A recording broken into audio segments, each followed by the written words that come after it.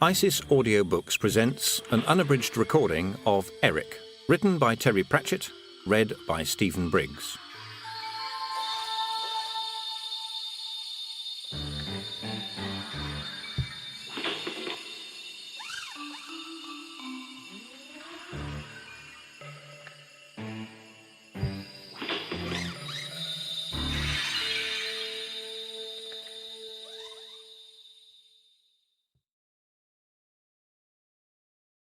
The bees of death are big and black. They buzz, low and sombre. They keep their honey in combs of wax as white as altar candles. The honey is black as night, thick as sin, and sweet as treacle. It is well known that 8 colours make up white, but there are also 8 colours of darkness for those that have the seeing of them, and the hives of death are among the black grass in the black orchard under the black-blossomed ancient boughs of trees that will eventually produce apples that, put it like this, probably won't be red. The grass was short now. The scythe that had done the work leaned against the gnarled bole of a pear tree. Now Death was inspecting his bees, gently lifting the combs in his skeletal fingers. A few bees buzzed around him. Like all beekeepers, Death wore a veil. It wasn't that he had anything to sting, but sometimes a bee would get inside his skull and buzz around and give him a headache. As he held a comb up to the grey light of his little world between the realities, there was the faintest of tremors. A hum went up from the hive, a leaf floated down. A wisp of wind blew for a moment through the orchard, and that was the most uncanny thing, because the air in the land of death is always warm and still. Death fancied that he heard, very briefly, the sound of running feet, and a voice saying, no, a voice thinking, "Oh shit, oh shit, oh shit, I'm going to die, I'm going to die, I'm going to die." Death is almost the oldest creature in the universe, with habits and modes of thought that mortal man cannot begin to understand. But because he was also a good beekeeper, he carefully replaced the comb in its rack and put the lid on the hive before reacting. He strode back through the dark garden to his cottage, removed the veil, carefully dislodged a few bees who had got lost in the depths of his cranium, and retired to his study. As he sat down at his desk, there was another rush of wind which rattled the hourglasses on the shelves and made the big pendulum clock in the hall pause ever so briefly in its interminable task of slicing time into manageable bits. Death sighed and focused his gaze. There is nowhere Death will not go, no matter how distant and dangerous. In fact, the more dangerous it is, the more likely he is to be there already. Now he stared through the mists of time and space. "Oh," he said, "it's him." It was a hot afternoon in late summer in Ankh-Morpork, normally the most thriving, bustling, and above all the most crowded city on the disk. Now the spears of the sun had achieved what innumerable invaders, several civil wars, and the curfew law had never achieved. It had pacified the place. Dogs lay panting in the scalding shade. The river Ankh, which never what you might call sparkled, oozed between its banks as if the heat had sucked all the spirit out of it. The streets were empty, oven-brick hot. No enemies had ever taken Ankh-Morpork. Well, technically they had quite often. The city welcomed free-spending barbarian invaders, but somehow the puzzled raiders always found, after a few days, that they didn't own their own horses anymore, and within a couple of months they were just another minority group with its own graffiti and food shops. But the heat had besieged the city and triumphed over the walls. It lay over the trembling streets like a shroud. Under the blow-lamp of the sun, assassins were too tired to kill. It turned thieves honest. In the ivy-covered fastness of Unseen University, Premier College of Wizardry, the inmates dozed with their pointy hats over their faces. Even bluebottles were too exhausted to bang against window panes. The city siested, awaiting the sunset and the brief, hot, velvet surcease of the night. Only the librarian was cool. He was also swinging and hanging out. This was because he'd rigged up a few ropes and rings in one of the sub-basements of the Unseen University library. The one where they kept the, erotic books. Just erotic, nothing kinky. It's the difference between using a feather and using a chicken. in vats of crushed ice, and he was dreamily dangling in the chilly vapour above them. All books of magic have a life of their own. Some of the really energetic ones can't simply be chained to the bookshelves. They have to be nailed shut or kept between steel plates. Or, in the case of the volumes on tantric sex magic for the serious connoisseur, kept under very cold water to stop them bursting into flames and scorching their severely plain covers. The librarian swung gently back and forth above the seething vats, dozing peacefully. Then their footsteps came out of nowhere, raced across the floor with a noise that scraped the raw surface of the sole, and disappeared through the wall. There was a faint, distant scream that sounded like, "Oh gods, oh gods, oh gods, this is it, I'm gonna die."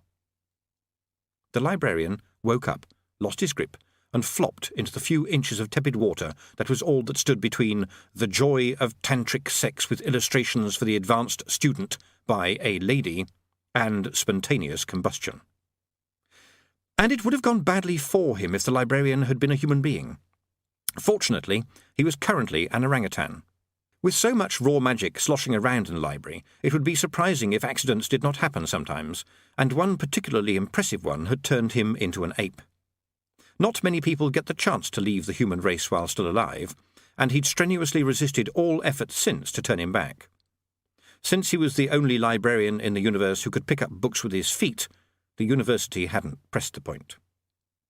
It also meant that his idea of desirable female companionship now looked something like a sack of butter thrown through a roll of old inner tubes, and so he was lucky to get away with only mild burns, a headache, and some rather ambivalent feelings about cucumbers, which wore off by tea-time. In the library above, the grimoire creaked and rustled their pages in astonishment as the invisible runner passed straight through the bookshelves and disappeared, or rather, disappeared even more. Ankh-Morpork gradually awoke from its slumber. Something invisible and yelling at the top of its voice was passing through every part of the city, dragging in its wake a trail of destruction. Wherever it went, things changed. A fortune-teller in the Street of Cunning Artificers heard the footsteps run across her bedroom floor and found her crystal ball had turned into a little glass sphere with a cottage in it, plus snowflakes. In a quiet corner of the Mended Drum Tavern, where the adventuresses Helena the Henna-haired Harridan, Red Sharon, and Diome, Witch of the Night, were meeting for some girl talk and a game of canasta, all the drinks turned into small yellow elephants. "Some wizards up at the university," said the barman, hastily replacing the glasses. "It oughtn't to be a lad." Midnight dropped off the clock. The Council of Wizardry rubbed their eyes and stared blearily at one another.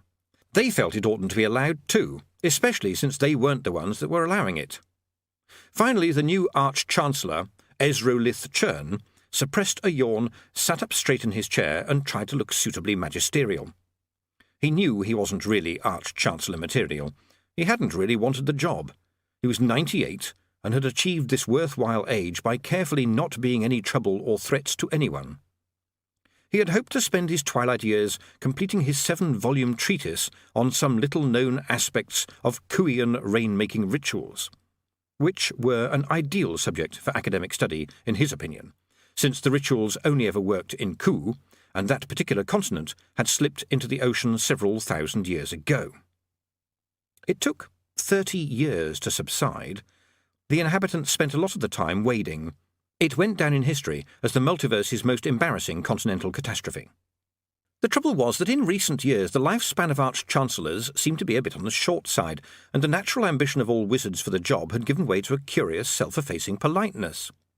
He'd come down one morning to find everyone calling him Sir. It had taken him days to find out why.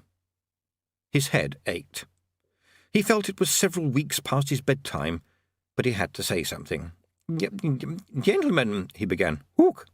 Sorry, and ook. I mean, apes, of course. Ook." The Arch-Chancellor opened and shut his mouth in silence for a while, trying to reroute his train of thought. The librarian was, ex officio, a member of the college council. No one had been able to find any rule about orangutans being barred, although they had surreptitiously looked very hard for one. "It's a haunting," he ventured. Some sort of a ghost, maybe. A bell, book and candle job. The bursar sighed. We tried that, Arch-Chancellor. The Arch-Chancellor leaned towards him. Eh? He said. I said we tried that, Arch-Chancellor, said the bursar loudly, directing his voice at the old man's ear. After dinner, you remember?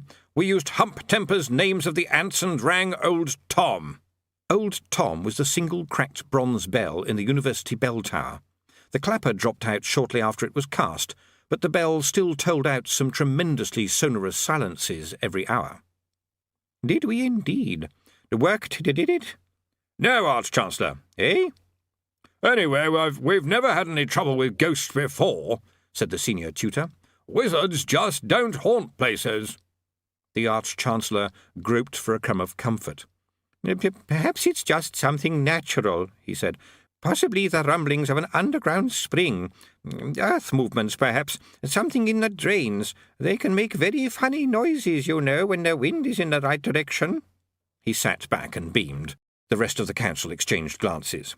The drains don't sound like hurrying feet, Arch-Chancellor, said the bursar wearily. Unless someone left a tap running, said the senior tutor. The bursar scowled at him. He'd been in the tub when the invisible screaming thing had hurtled through his room. It was not an experience he wanted to repeat. The Arch-Chancellor nodded at him. That's settled, then, he said, and fell asleep. The bursar watched him in silence. Then he pulled the old man's hat off and tucked it gently under his head. Well, he said wearily, has anyone got any suggestions? The librarian put his hand up. Ook, he said. Yes, well done, good boy, said the bursar breezily. Anyone else? The orangutan glared at him as the other wizards shook their heads.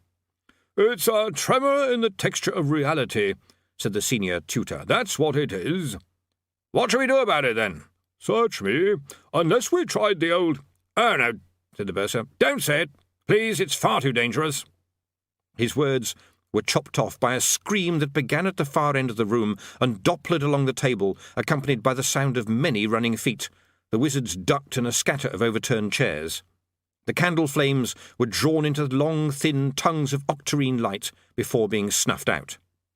Then there was silence, the special kind that you get after a really unpleasant noise. And the bursar said, All right, I give in. We will try the rite of Ashk-Ente. It is the most serious ritual 8 wizards can undertake. It summons Death, who naturally knows everything that is going on everywhere. And of course it's done with reluctance, because senior wizards are generally very old and would prefer not to do anything to draw Death's attention in their direction. It took place at midnight in the university's great hall, in a welter of incense, candlesticks, runic inscriptions and magic circles, none of which was strictly necessary, but which made the wizards feel better. Magic flared, the chants were chanted, the invocations were truly invoked. The wizards stared into the magic octagram, which remained empty. After a while, the circle of robed figures began to mutter amongst themselves. We must have done something wrong. Ook. Maybe he's out. Or busy. Do you think we should give up and go back to bed? Who are we waiting for, exactly? The bursar turned slowly to the figure beside him. You could always tell a wizard's robe. It was bedecked with sequins, sigils, fur and lace, and there was usually a considerable amount of wizard inside it. This robe, however, was very black. The material looked as though it had been chosen for its hard-wearing qualities. So did its owner. He looked as though, if he wrote a diet book, it would be a bestseller. Death was watching the octagram with an expression of polite interest. Said the bursar, the fact is, in fact, that, you should be on the inside. I'm so sorry. Death stalked in a dignified way into the centre of the room and watched the bursar expectantly. I hope we are not going to have any of this foul fiend business again, he said. I trust we're not interrupting any important enterprise, said the bursar politely. All my work is important, said Death. Naturally, said the bursar. To somebody. The reason, sir, that we have called you here is for the reason... It is Rincewind. What? The reason you summoned me. The answer is, it is Rincewind. But we haven't asked you the question yet. Nevertheless, the answer is, it is Rincewind. Look, what we want to know is, what's causing this outbreak of... oh. Death pointedly picked invisible particles off the edge of his scythe. The Arch-Chancellor cupped a gnarled hand over his ear. What did he say? Who's the fellow with the stick? It's Death, Arch-Chancellor, said the Bursar patiently. Eh? It's Death, sir, you know. Tell him we don't want any, said the old wizard, waving his stick. The Bursar sighed. We summoned him, Arch-Chancellor. Is it? What are we going to do that for? Bloody silly thing to do. The Bursar gave Death an embarrassed grin. He was on the point of asking him to excuse the Arch-Chancellor on account of his age, but realised that this would, in the circumstances, be a complete waste of breath. Are we talking about the wizard, Rincewind? The one with the Bursar gave a shudder, horrible luggage on legs? But he got blown up when there was all that business with the sorcerer, didn't he? The Bursar was referring obliquely to the difficult occasion when the university very nearly caused the end of the world, and would in fact have done so had it not been for a chain of events involving Rincewind, a magic carpet, and a half-brick and a sock. See sorcery. The whole affair was very embarrassing to wizards, as it always is to people who find out afterwards that they were on the wrong side all along, i.e. the one that lost. And it was remarkable how many of the university's senior staff were now adamant that at the time they'd been off sick, visiting their aunt, or doing research with the door locked while humming loudly, and had had no idea of what was going on outside. There had been some desultory talk about putting up a statue to Rincewind, but by the curious alchemy that tends to apply in these sensitive issues, this quickly became a plaque, then a note in the Roll of Honour, and finally a motion of censure for being improperly dressed. Into the dungeon dimensions, and now he is trying to get back home. Can he do that? There would need to be an unusual conjunction of circumstances. Reality would need to be weakened in certain unexpected ways. That isn't likely to happen, is it? Said the Bursar anxiously. People who have it on record that they were visiting their aunt for 2 months are always nervous about people turning up who may have mistakenly thought that they weren't, and, owing to some trick of the light, might have believed that they had seen them doing things that they couldn't have been doing, owing to being at their aunt's. It would be 1,000,000 to 1 chance, said Death. Exactly 1,000,000 to 1 chance. Oh, said the Bursar, intensely relieved. Oh dear, what a shame. He brightened up considerably. Of course. There's all the noise, but, unfortunately, I expect he won't survive for long. This could be the case, said Death blandly. I am sure, though, that you would not wish me to make a practice of issuing definitive statements in this field. No, of course not, said the Bursar hurriedly. Right, well, many thanks. Poor chap, what a great pity. Still, can't be helped. Perhaps we should be philosophical about these things. Perhaps you should. And we had better not keep you, the Bursar added politely.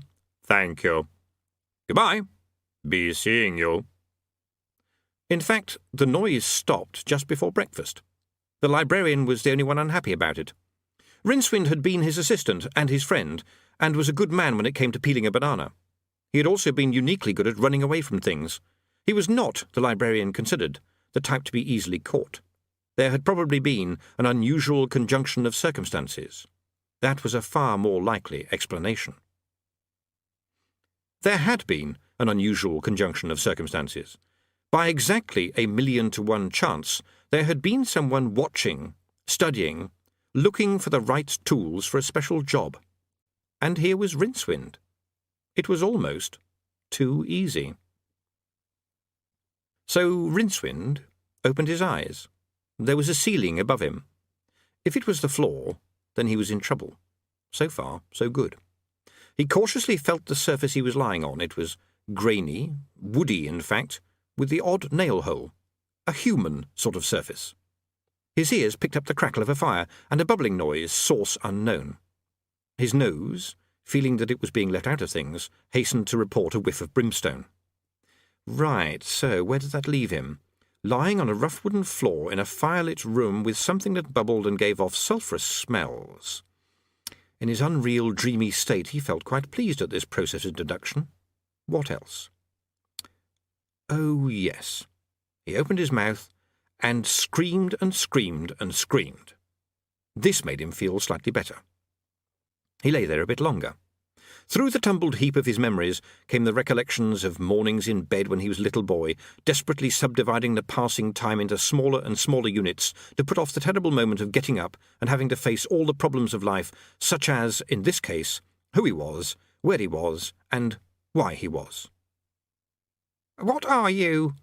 said a voice on the edge of his consciousness. "I was coming to that," muttered Rincewind. The room oscillated into focus as he pushed himself up on his elbows. "I warn you," said the voice, which seemed to be coming from a table, "I am protected by many powerful amulets." "Oh, jolly good," said Rincewind. "I wish I was." Details began to distill out of the blur. It was a long, low room, one end of which was entirely occupied by an enormous fireplace. A bench all down one wall contained a selection of glassware apparently created by a drunken glassblower with hiccups, and inside its Byzantine coils coloured liquids seethed and bubbled. A skeleton hung from a hook in a relaxed fashion. On a perch beside it, someone had nailed a stuffed bird. Whatever sins it had committed in life, it hadn't deserved what the taxidermist had done to it. Rincewind's gaze then swept across the floor. It was obvious that it was the only sweeping the floor had had for some time. Only around him had space been cleared among the debris of broken glass and overturned retorts for a magic circle. It looked an extremely thorough job. Whoever had chalked it was clearly very aware that its purpose was to divide the universe into two bits, the inside and the outside. Rincewind was, of course, inside. "Ah," he said, feeling a familiar and almost comforting sense of helpless dread sweep over him.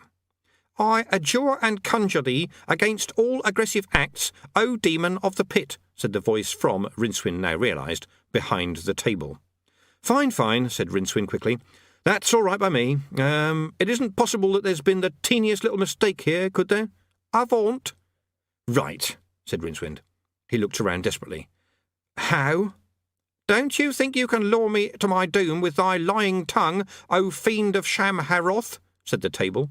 "I am learned in the ways of demons. Obey my every command, or I will return thee unto the boiling hell from which you came. Thou camest, in fact, and I really mean it." The figure stepped out. It was quite short, and most of it was hidden by a variety of charms, amulets, and talismans, which, even if not effective against magic, would probably have protected it against a tolerably determined sword thrust.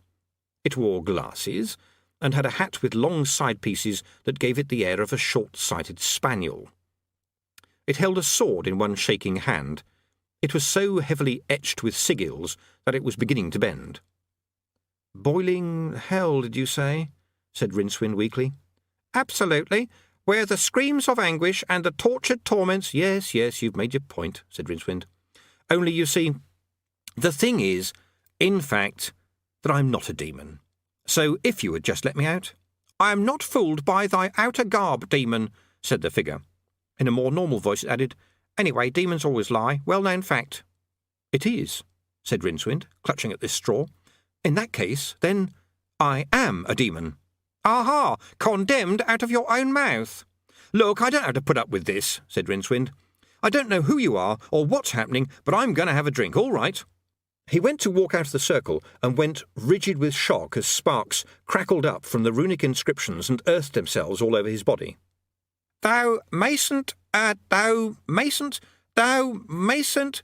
conjurer of demons gave up. "Look, you can't step over the circle until I release you, right? I mean, I don't want to be unpleasant. It's just that if I let you out of the circle, you will be able to resume your true shape. And a pretty awful shape it is too, I expect. Avaunt," he added, feeling that he wasn't keeping up the tone.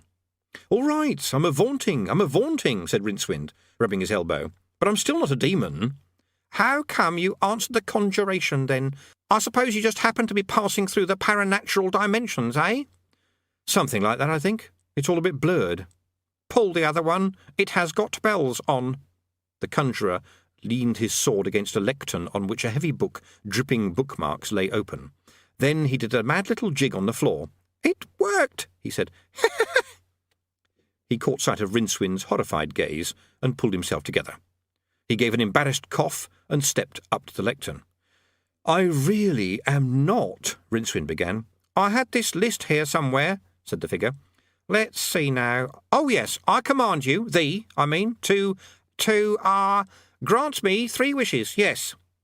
I want mastery of the kingdoms of the world, I want to meet the most beautiful woman who has ever lived, and I want to live forever."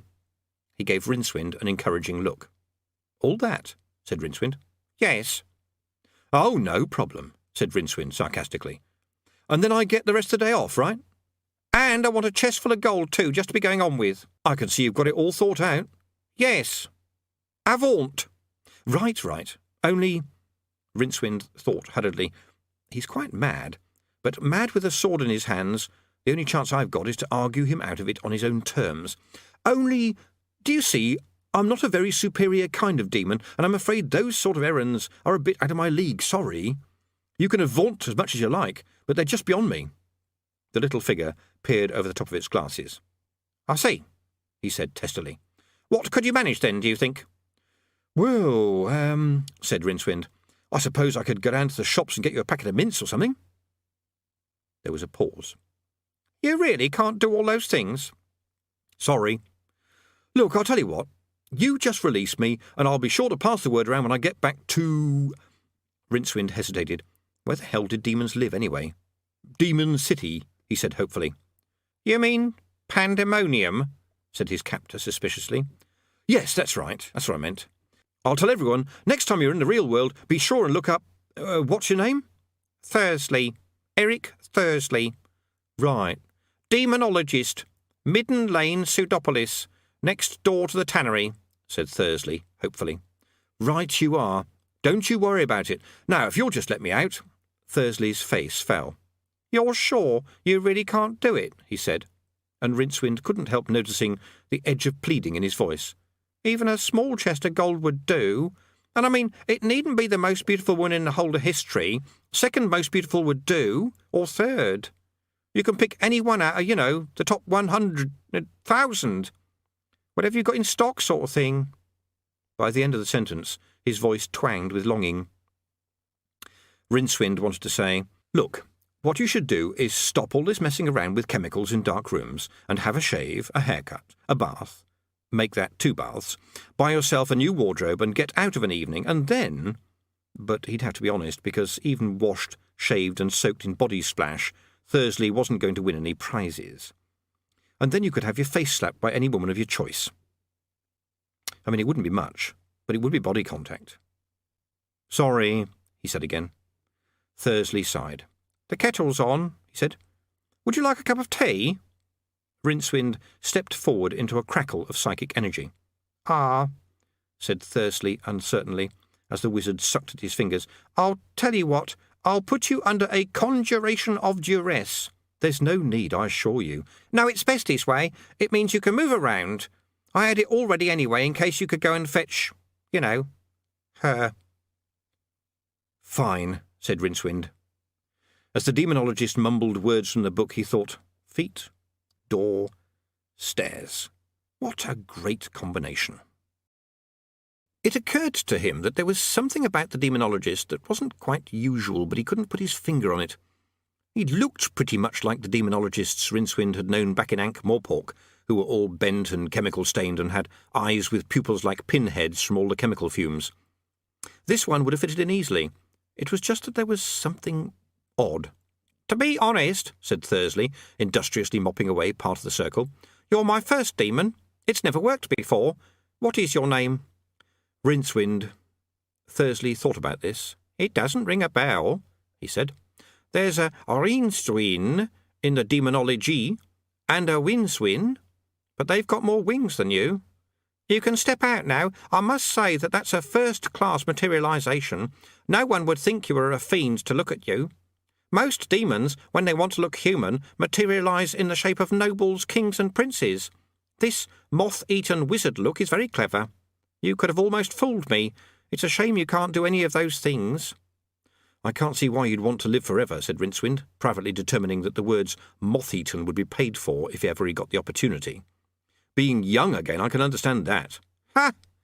Being young's not much fun, said Thursley, and then clapped his hand over his mouth. Rincewind leaned forward. About 50 years. That was what was missing.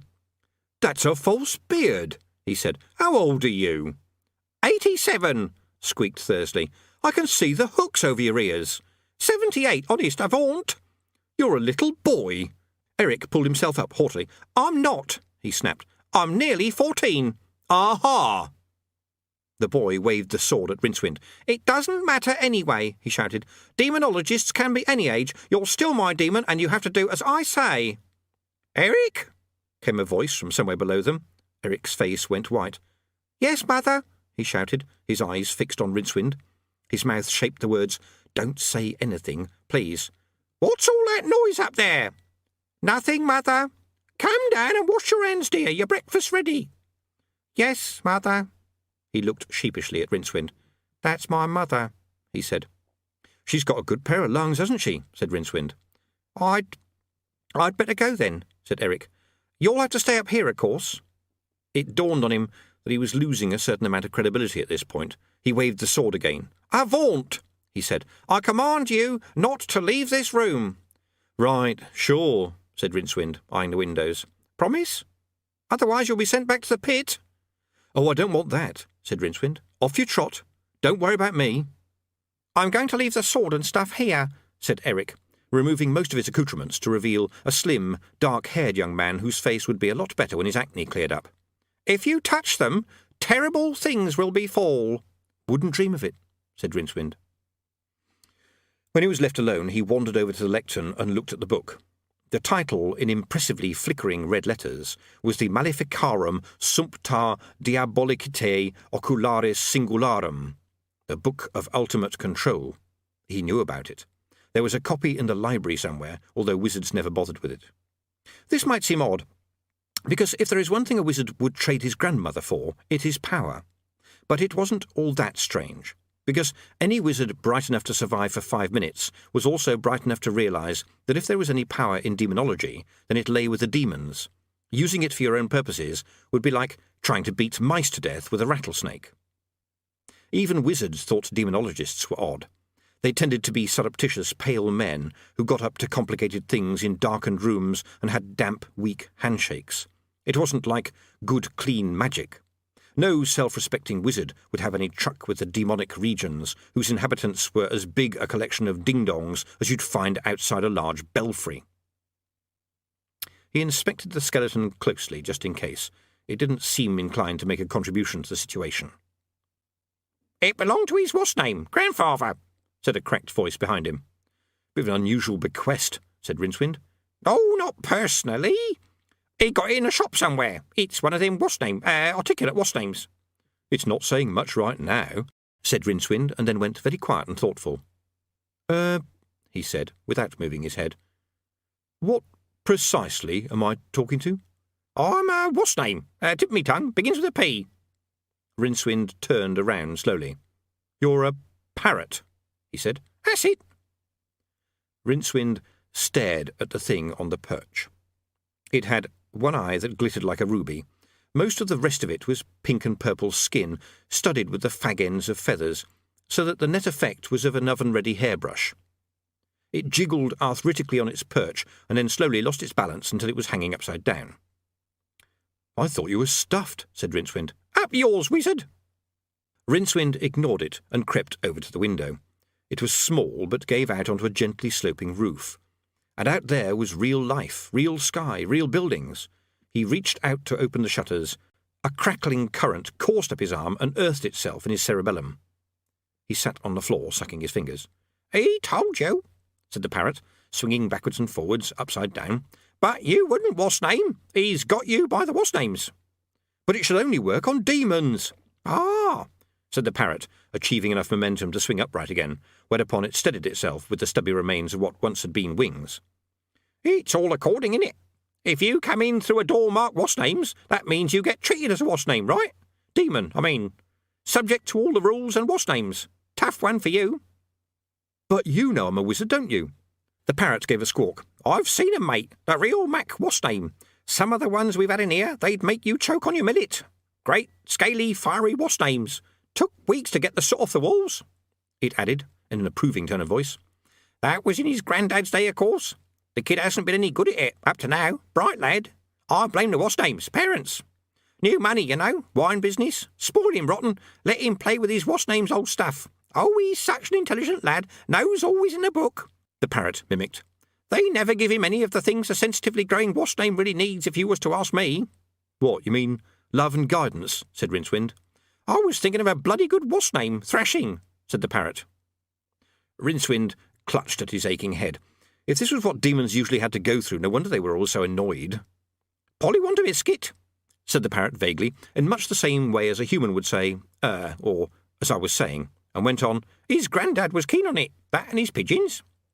Pigeons? Said Rincewind. Not that he was particularly successful. It was all a bit trial of what's name.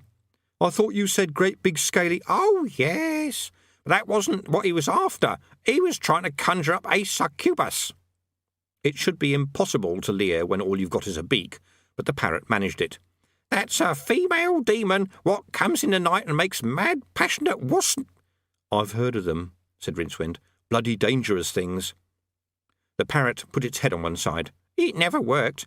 All he ever got was a neuralgia. What's that? It's a demon that comes and has a headache at you. Demons have existed on the Discworld for at least as long as the gods, who in many ways they closely resemble. The difference is basically the same as that between terrorists and freedom fighters.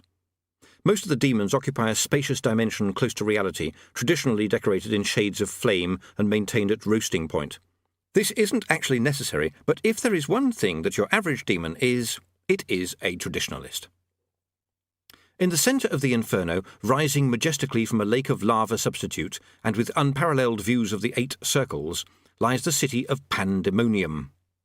Demons and their hell are quite different from the dungeon dimensions, those endless parallel wastelands outside space and time. The sad, mad things in the dungeon dimensions have no understanding of the world, but simply crave light and shape and try to warm themselves by the fires of reality, clustering around it with about the same effect if they broke through as an ocean trying to warm itself around a candle. Whereas demons belong to the same space-time wasp-name, more or less, as humans, and have a deep and abiding interest in humanity's day-to-day affairs. Interestingly enough, the gods of the Disc have never bothered much about judging the souls of the dead, and so people only go to hell if that's where they believe, in their deepest heart, that they deserve to go, which they won't do if they don't know about it. This explains why it is important to shoot missionaries on sight. The city of Pandemonium. At the moment, it was living up to its name. Astfagul, the new king of the demons, was furious. Not simply because the air conditioning had broken down again, not because he felt surrounded by idiots and plotters on every side, and not even because no one could pronounce his name properly yet, but also because he had just been given bad news. The demon who had been chosen by lottery to deliver it cowered in front of his throne with its tail between its legs. It was immortally afraid that something wonderful was going to happen to it. Demons have a distorted sense of values. "It did what?" said Astfagul. It opened, O Lord, the circle in Pseudopolis." "Ah, the clever boy. We have great hopes of him." Then it closed again, Lord." The demon shut its eyes. "And who went through?" The demon looked around at its colleagues, clustered at the far end of the mile-long throne room. "I said, and who went through?" "In point of fact, O Lord." "Yes." "We don't know. Someone." "I gave orders, did I not, that when the boy succeeded the Duke Fascinego was to materialize unto him and offer him forbidden pleasures and dark delights to bend him to our will?" The king growled. The problem with being evil, he'd been forced to admit, was that demons were not great innovatory thinkers, and really needed the spice of human ingenuity, and he'd really been looking forward to Eric Thursley, whose brand of super-intelligent gormlessness was a rare delight. Hell needed horribly bright, self-centred people like Eric. They were much better at being nasty than demons could ever manage. "Indeed, Lord," said the demon, "and the Duke has been awaiting the summons there for years, shunning all other temptations, steadfastly and patiently studying the world of men." "So where was he?" Call of supernature, Lord," the demon gabbled. "Hadn't turned his back for 2 minutes when—" "And someone went through?" "We're trying to find out." Lord Astafgel's patience, which in any case had the tensile strength of putty, snapped at this point. That just about summed it up. He had the kind of subjects who used the words "find out" when they meant ascertain. Damnation was too good for them. "Get out," he whispered. "And I shall see to it that you get a commendation for this." "Oh, master, I plead—" "Get out!" The king stamped along the glowing corridors to his private apartments. His predecessors had favoured shaggy hind legs and hooves. Lord Astafgel had rejected all that sort of thing out of hand. He held that no one would ever get taken seriously by those stuck-up bastards in done manifesting when their rear end kept ruminating all the time, and so he favoured a red silk cloak, crimson tights, a cowl with 2 rather sophisticated little horns on it, and a trident. The end kept dropping off the trident, but he felt it was the sort of get-up in which a demon king could be taken seriously. In the coolness of his chambers, oh, by all the gods, or rather, not by all the gods, it had taken him ages to get them up to some sort of civilised standard. His predecessors had been quite content just to lounge around and tempt people. They had never heard of executive stress. He gently lifted the cover off the Mirror of Souls and watched it flicker into life. Its cool, black surface was surrounded by an ornate frame from which curls of greasy smoke constantly unfolded and drifted. "Your wish, master," it said. "Show me the events around the Pseudopolis Gate over the last hour," said the king, and settled down to watch. After a while, he went and looked up the name Rincewind in the filing cabinet he had recently had installed in place of the distressingly bound old ledgers that had been there. The system still needed ironing out, though, because the bewildered demons filed everything under P for people. Then he sat watching the flickering pictures and absent-mindedly playing with the stuff on his desk to soothe his nerves. He had any amount of desk things: notepads with magnets for paperclips, handy devices for holding pens, and those tiny jotters that always come in handy, incredibly funny statuettes with slogans like "You're the boss," and little chromium balls and spirals operated by a sort of ersatz and short-lived perpetual motion. No one looking at that desk could have any doubt that they were, in cold fact, truly damned. "I see," said Lord Astafgel, setting a selection of shiny balls swinging with one tap of a talon. He couldn't remember any demon called Rincewind. On the other hand, there were millions of the wretched things swarming all over the place with no sense of order, and he hadn't yet had time to carry out a proper census and retire the unnecessary ones. This one seemed to have fewer appendages and more vowels in its name than most, but it had to be a demon. Vassanego was a proud old fool, one of the elder demons who smiled and despised him and not quite obeyed him, just because the king had worked hard over the millennia to get from humble beginnings to where he was today. He wouldn't put it past the old devil to do this on purpose, just to spite him. Well, he'd have to see about that later. Send him a memo or something. Too late to do anything about it now. He'd have to take a personal interest. Eric Thursley was too good a prospect to pass up. Getting Eric Thursley would really annoy the gods. Gods! How he hated the gods! He hated the gods even more than he hated the old guard like Vassanego, even more than he hated humans. He'd thrown a little soirée last week. He'd put a lot of thought into it. He wanted to show that he was prepared to let bygones be bygones, work with them for a new, better and more efficient universe.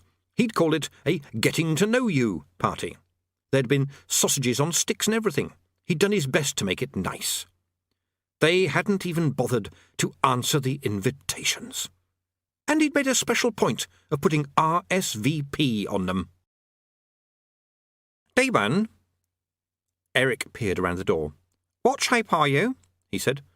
Pretty poor shape, said Rincewind. I've brought you some food. You do eat, do you? Rincewind tried some. It was a bowl of cereal, nuts, and dried fruit. He didn't have a quarrel with any of that. It was just that somewhere in the preparation something had apparently been done to these innocent ingredients what it takes 1,000,000 gravities to do to a neutron star. If you died of eating this sort of thing, they wouldn't have to bury you. They would just need to drop you somewhere where the ground was soft. He managed to swallow it. It wasn't difficult. The trick would have been preventing it from heading downwards. Lovely, he choked. The parrot did a splendid impersonation of someone being sick. I've decided to let you go, said Eric. It's pretty pointless keeping you, isn't it? Absolutely. You don't have any powers at all. Sorry, dead failure. You don't look too demonic, come to think of it, said Eric. They never do. You can't trust them, what's-names, chortled the parrot. It lost its balance again. Polly want a biscuit, it said, upside down. Rincewind spun round. You stay out of this, Beaky. There was a sound behind them, like the universe clearing its throat. The chalk marks of the magic circle grew terribly bright for a moment, became fiery lines against the scuffed planks, and something dropped out of the empty air and landed heavily on the floor. It was a large, metal-bound chest. It had fallen on its curved lid. After a while it started to rock violently. Then it extended hundreds of little pink legs and, with considerable effort, flipped itself over. Finally, it shuffled around until it was watching the pair of them. It was all the more disconcerting because it was staring without having any eyes to do it with. Eric moved first. He grasped the homemade magic sword, which flapped wildly. You are a demon, he said. I nearly believed you when you said you weren't. Whee! Said the parrot. It's just my luggage, said Rincewind desperately. It's a sort of... well, it goes everywhere with me. There's nothing demonic about it. He hesitated. Not much, anyway, he finished lamely. Avaunt! Oh, not again. The boy looked at the open book. My commands earlier resume, he said firmly. The most beautiful woman who has ever lived, mastery of all the kingdoms of the world, and to live forever. Get on with it. Rincewind stood frozen. Well, go on, said Eric. You're supposed to disappear in a puff of smoke. Listen, do you think I can just snap my fingers? Rincewind snapped his fingers. There was a puff of smoke. Rincewind gave his fingers a long, shocked stare, as one might regard a gun that has been hanging on the wall for decades and has suddenly gone off and perforated the cat. They've hardly ever done that before, he said. He looked down. Ah! He said, and closed his eyes. It was a better world in the darkness behind his eyelids. If he tapped his foot, he could persuade himself that he could feel the floor. He could know that he was really standing in the room, and that the urgent signals from all his other senses, which were telling him that he was suspended in the air some 1,000 miles or so above the disk, were just a bad dream he'd wake up from. He hastily cancelled that thought. If he was asleep, he'd prefer to stay that way. You could fly in dreams. If he woke up, it was a long way to fall. Perhaps I have died, and I really am a demon, he thought. It was an interesting point. He opened his eyes again. Wow, said Eric, his eyes gleaming. Can I have all of it? The boy was standing in the same position as he had been in the room. So was the luggage. So, to Rincewind's annoyance, was the parrot. It was perching in mid-air, looking speculatively at the cosmic panorama below. The disk might almost have been designed to be seen from space. It hadn't, Rincewind was damn sure, been designed to be lived on, but he had to admit it was impressive. The sun was about to rise on the far rim and made a line of fire that glittered around half the circumference. A long, slow dawn was just beginning its sweep across the dark, massive landscape. Below, harshly lit in the arid vacuum of space, great Atuin the world turtle toiled under the weight of creation. On his, or her, the matter had never really been resolved, carapace, the 4 giant elephants strained to support the disk itself. There might have been more efficient ways to build a world. You might start with a ball of molten iron and then coat it with successive layers of rock like an old-fashioned gobstopper, and you'd have a very efficient planet, but it wouldn't look so nice. Besides, things would drop off the bottom. Pretty good, said the parrot. Polly want a continent? It's so big, breathed Eric. Yes, said Rincewind flatly. He felt that something more was expected of him. Don't break it, he added. He had a nagging doubt about all this. If he was, for the sake of argument, a demon, and so many things had happened to him recently that he was prepared to concede that he might have died and not noticed it in the confusion. Rincewind had been told that death was just like going into another room. The difference is, when you shout, "Where's my clean socks?" no one answers. If he'd died and not noticed it in the confusion, then he still didn't quite see how the world was his to give away. He was pretty sure that it had owners who felt the same way. Also, he was sure that a demon had to get something in writing. "I think you have to sign for it," he said. "In blood." "Whose?" said Eric. "Yours, I think," said Rincewind. "Or bird blood will do at a pinch." He glared meaningfully at the parrot, which growled at him. "Aren't I allowed to try it out first?" "What?" "Well, supposing it doesn't work. I'm not signing for it until I've seen it work." Rincewind stared at the boy. Then he looked down at the broad panorama of the kingdoms of the world. "I wonder if I was like him at his age," he thought. "I wonder how I survived." "It's the world," he said patiently. "Of course it will bloody well work. I mean, look at it. Hurricanes, continental drift, rainfall cycle, it's all there. All ticking over like a bloody watch. It'll last you a lifetime, a world like that, used carefully." Eric gave the world a critical examination. He wore the expression of someone who knows that all the best gifts in life seem to require the psychic equivalent of 2 U2 batteries, and the shops won't be open until after the holidays. "There's got to be tribute," he said flatly. "You what?" "The kings of the world," said Eric. "They've got to pay me tribute." "You've really been studying this, haven't you?" said Rincewind sarcastically. "Just tribute? You don't fancy the moon while we're up here? This week's special offer, 1 free satellite with every world dominated." "Are there any useful minerals?" "What?" Eric gave a sigh of long-suffering patience. "Minerals," he said. "Ores, you know." Rincewind coloured. "I don't think a lad your age should be thinking of—" "I mean metal and things. It's no use to me if it's just a load of rock." Rincewind looked down. The Discworld's tiny moonlet was just rising over the far edge and shed a pale radiance across the jigsaw pattern of land and sea. "Oh, I don't know. It looks quite nice," he volunteered. "Look, it's dark now. Perhaps everyone can pay you tribute in the morning." "I want some tribute now." "I thought you might." Rincewind gave his fingers a careful examination. It wasn't as if he'd ever been particularly good at snapping them. He gave it another try. When he opened his eyes again, he was standing up to his ankles in mud.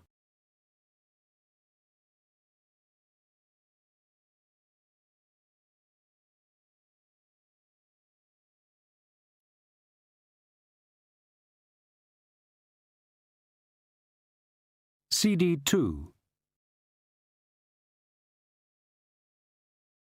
Pre-eminent amongst Rincewind's talents was his skill in running away, which over the years he had elevated to the status of a genuinely pure science. It didn't matter if you were fleeing from or to, so long as you were fleeing. It was flight alone that counted. I run, therefore I am. More correctly, I run, therefore, with any luck, I'll still be. But he was also skilled in languages and in practical geography. He could shout "help" in 14 languages and scream for mercy in a further 12.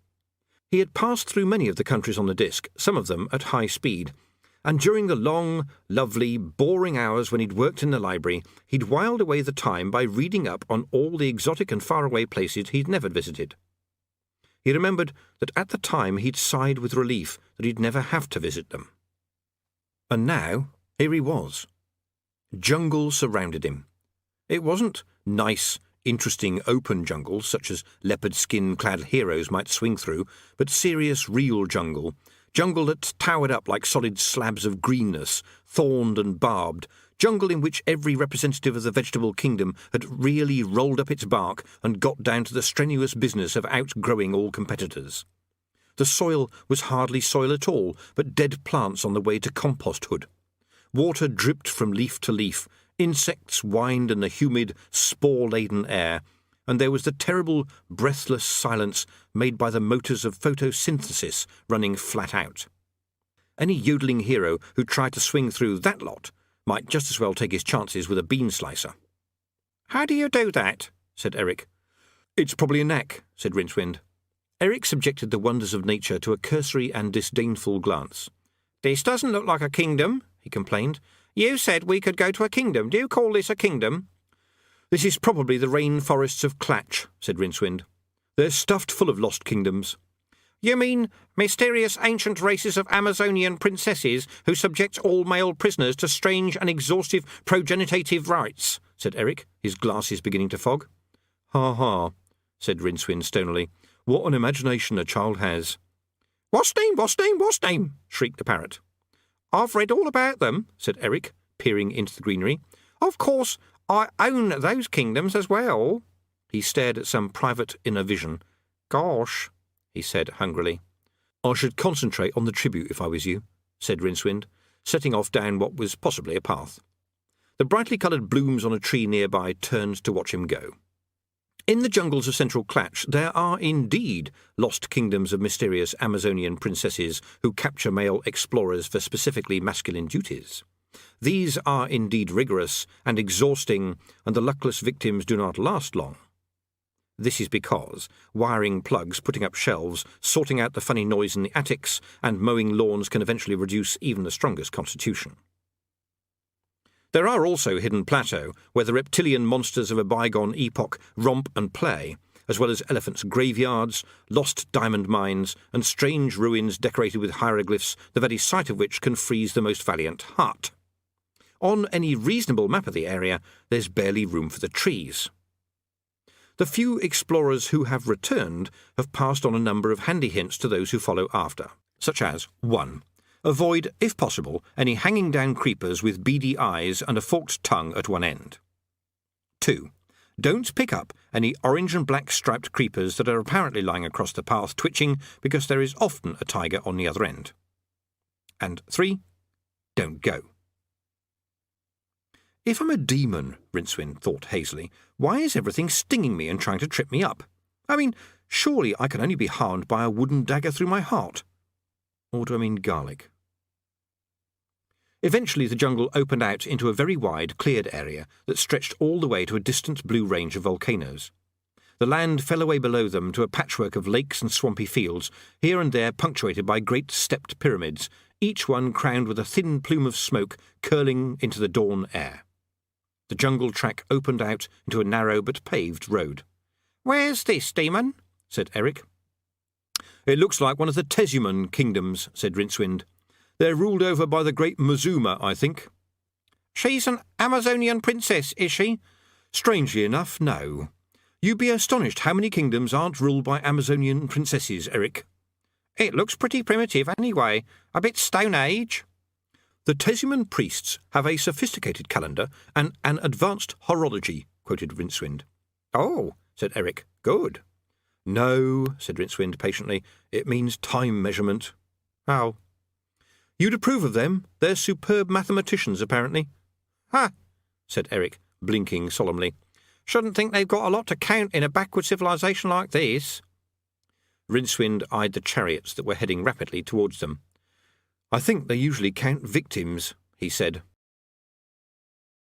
The Tezuman Empire in the jungle valleys of central Clatch is known for its organic market gardens, its exquisite craftsmanship in obsidian, feathers and jade, and its mass human sacrifices in honour of Quez-Over-Coatl, the feathered boa, god of mass human sacrifices.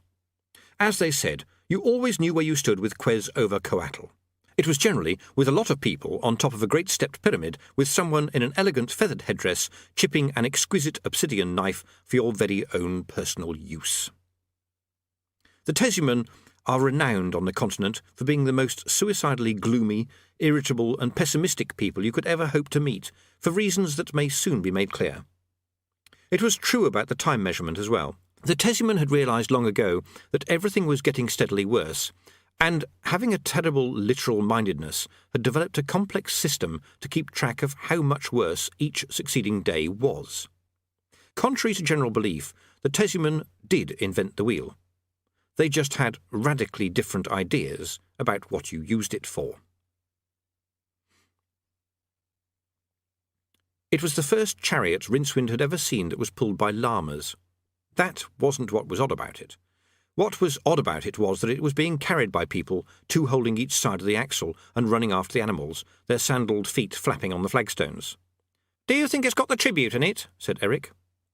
All the leading chariot seemed to contain, apart from the driver, was a squat, basically cube-shaped man wearing a puma skin outfit and a feather headdress.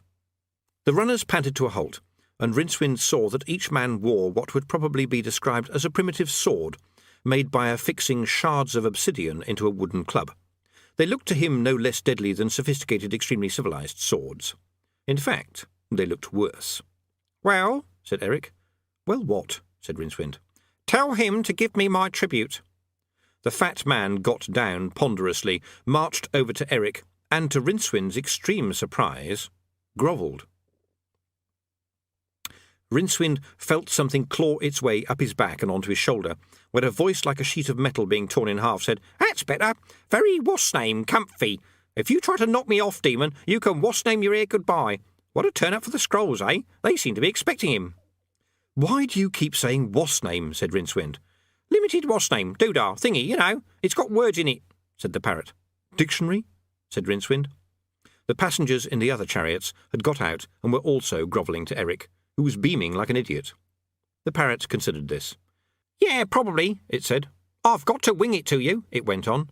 "I thought you were a bit of a what's-name at the start, but you seem to be delivering the what's-name." "Demon," said Eric airily. "Yes?" "What are they saying? Can't you speak their language?" No," said Rincewind. "I can read it, though," he called out, as Eric turned away. "If you could just sort of make signs for them to write it down."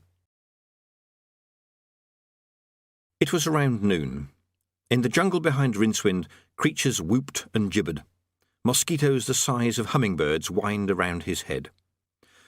"Of course," he said for the 10th time, "they've never really got round to inventing paper."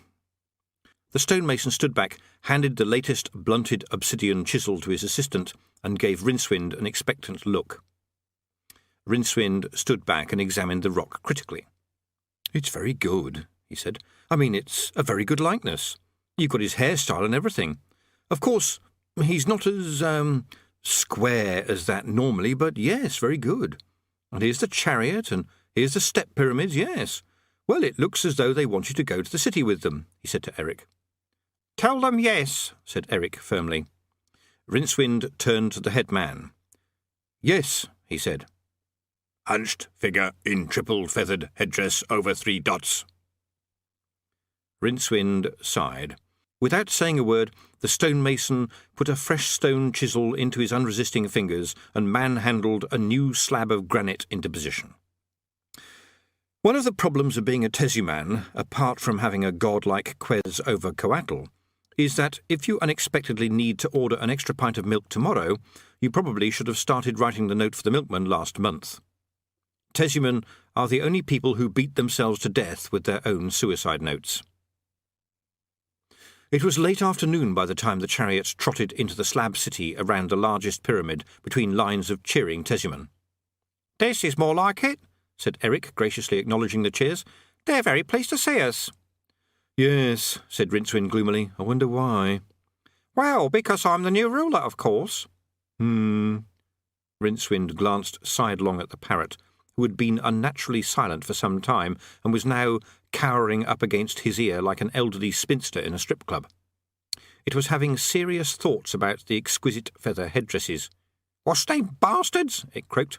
"Any what's-name lays a hand on me, and that what's-name is minus 1 finger, I'm telling you." "There's something not right about this," said Rincewind. "What's that?" said the parrot. "Everything." "I'm telling you, 1 feather out of place." Rincewind wasn't used to people being pleased to see him. It was unnatural and boded no good. These people were not only cheering, they were throwing flowers and hats.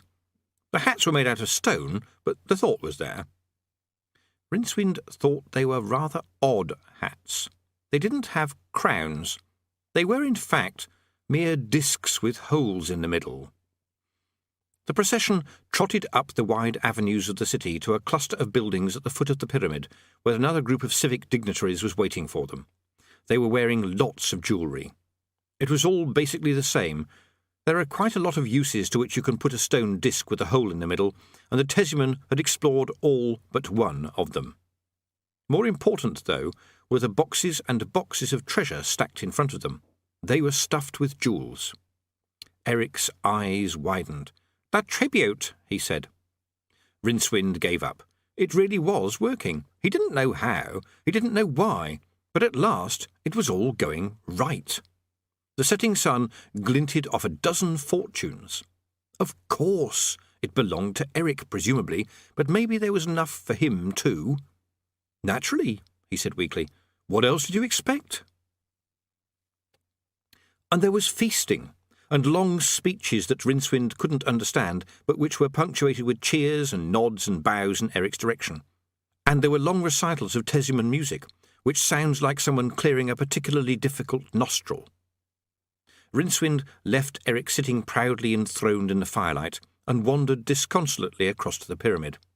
"I was enjoying the what's name," said the parrot reproachfully. "I can't settle down," said Rincewind. "I'm sorry, but this sort of thing has never happened to me before, all the jewels and things. Everything going as expected. It's not right." He looked up the monstrous face of the steep pyramid, red and flickering in the firelight. Every huge block was carved with a bas-relief of Tesiman doing terribly inventive things to their enemies. It suggested that the Tesiman, whatever sterling qualities they possessed, were not traditionally inclined to welcome perfect strangers and heap them with jewels. The overall effect of the great heap of carvings was very artistic. It was just the details that were horrible. While working his way along the wall, he came to a huge door, which artistically portrayed a group of prisoners apparently being given a complete medical check-up. Well, from a distance it did anyway. Close to, no. It opened into a short, torch-lit tunnel. Rincewind took a few steps along it, telling himself he could always hurry out again, and came out into a lofty space which occupied most of the inside of the pyramid. There were more torches all around the walls, which illuminated everything quite well.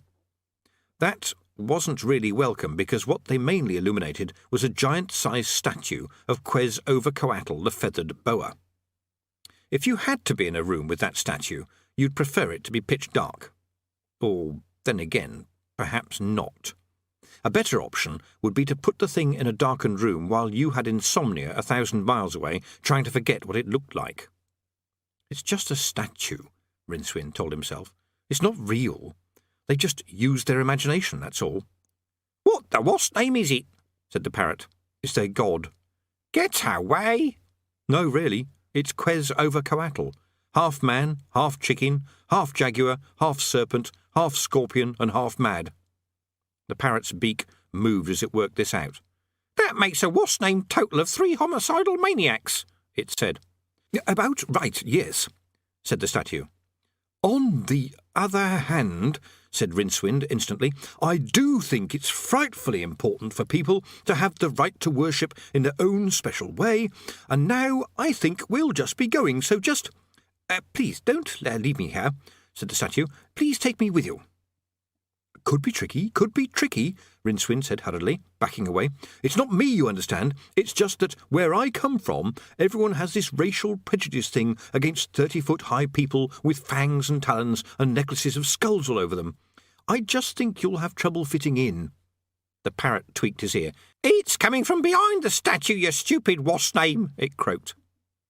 It turned out to be coming from a hole in the floor. A pale face peered short-sightedly up at Rincewind from the depths of a pit. It was an elderly, good-natured face with a faintly worried expression.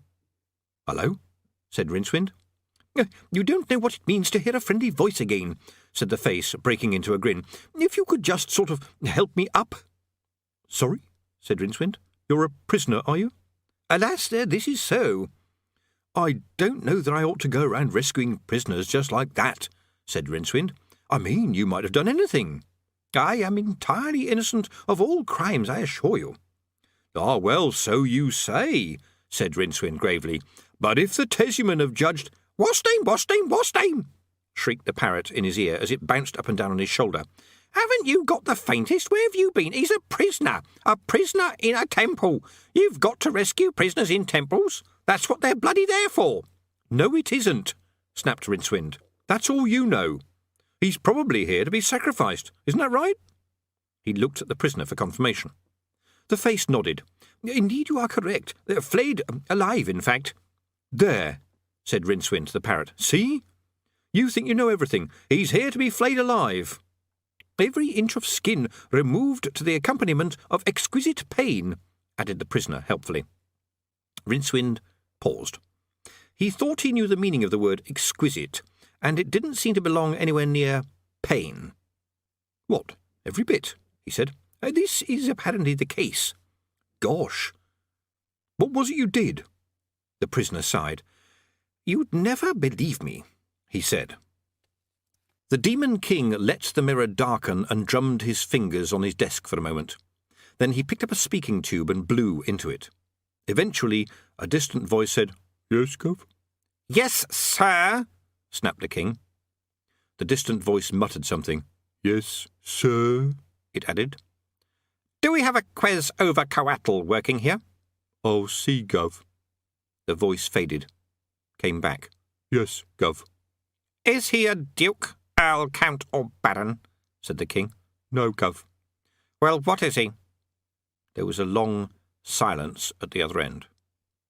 Well? Said the king. He's no one much, Gov. The king glared at the tube for some time. You try, he thought. You make proper plans, you try to get organised, you try to help people, and this is what you get. Send him to see me, he said. Outside, the music rose to a crescendo and stopped. The fires crackled. From the distant jungles, 1,000 glowing eyes watched the proceedings. The high priest stood up and made a speech. Eric beamed like a pumpkin. A long line of Tessuman brought baskets of jewels which they scattered before him. Then the high priest made a second speech. This one seemed to end on a question. Fine, said Eric. Jolly good, keep it up. He scratched his ear and ventured, You can all have a half-holiday. The high priest repeated the question again in a slightly impatient tone of voice. I'm the one, yes, said Eric, just in case they were unclear. You've got it exactly right. The high priest spoke again. This time there was no slightly about it. Let's just run through this again, shall we? Said the Demon King. He leaned back in his throne. You happened to find the Tessuman one day and decided, I think I recall your words correctly, that they were a bunch of Stone Age no-hopers sitting around in a swamp being no trouble to anyone, am I right? Whereupon you entered the mind of one of their high priests, I believe at that time they worshipped a small stick, drove him insane and inspired the tribes to unite, terrorize their neighbours, and bring forth upon the continent a new nation dedicated to the proposition that all men should be taken to the top of ceremonial pyramids and be chopped up with stone knives. The king pulled his notes towards him. Oh, yes, some of them were also to be flayed alive, he added. Quez over Coatl shuffled his feet. Whereupon, said the king, they immediately engaged in a prolonged war with just about everyone else, bringing death and destruction to thousands of moderately blameless people, etc., etc. Now look, this sort of thing has got to stop. Quez over Coatl swayed back a bit.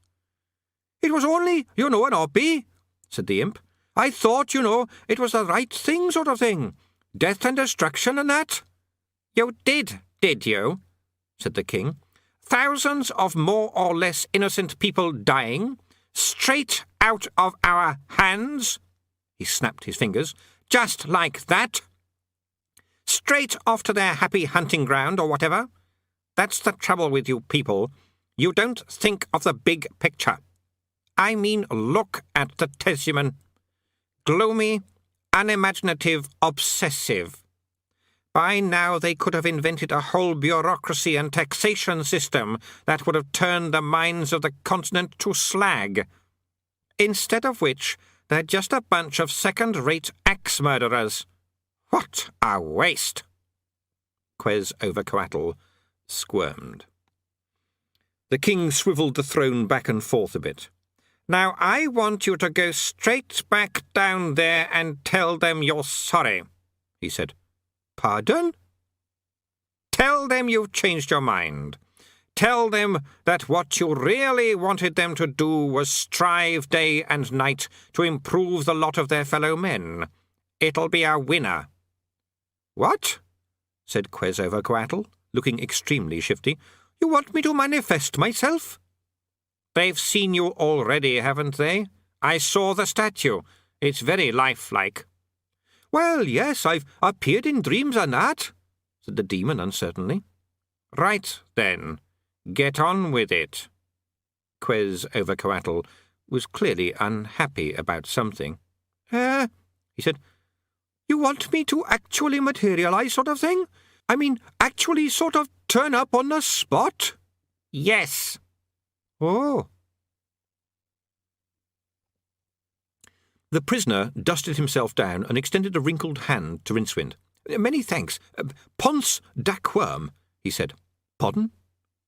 "It's my name." "Oh, it's a proud old name," said Daquirm, searching Rincewind's eyes for any traces of mockery.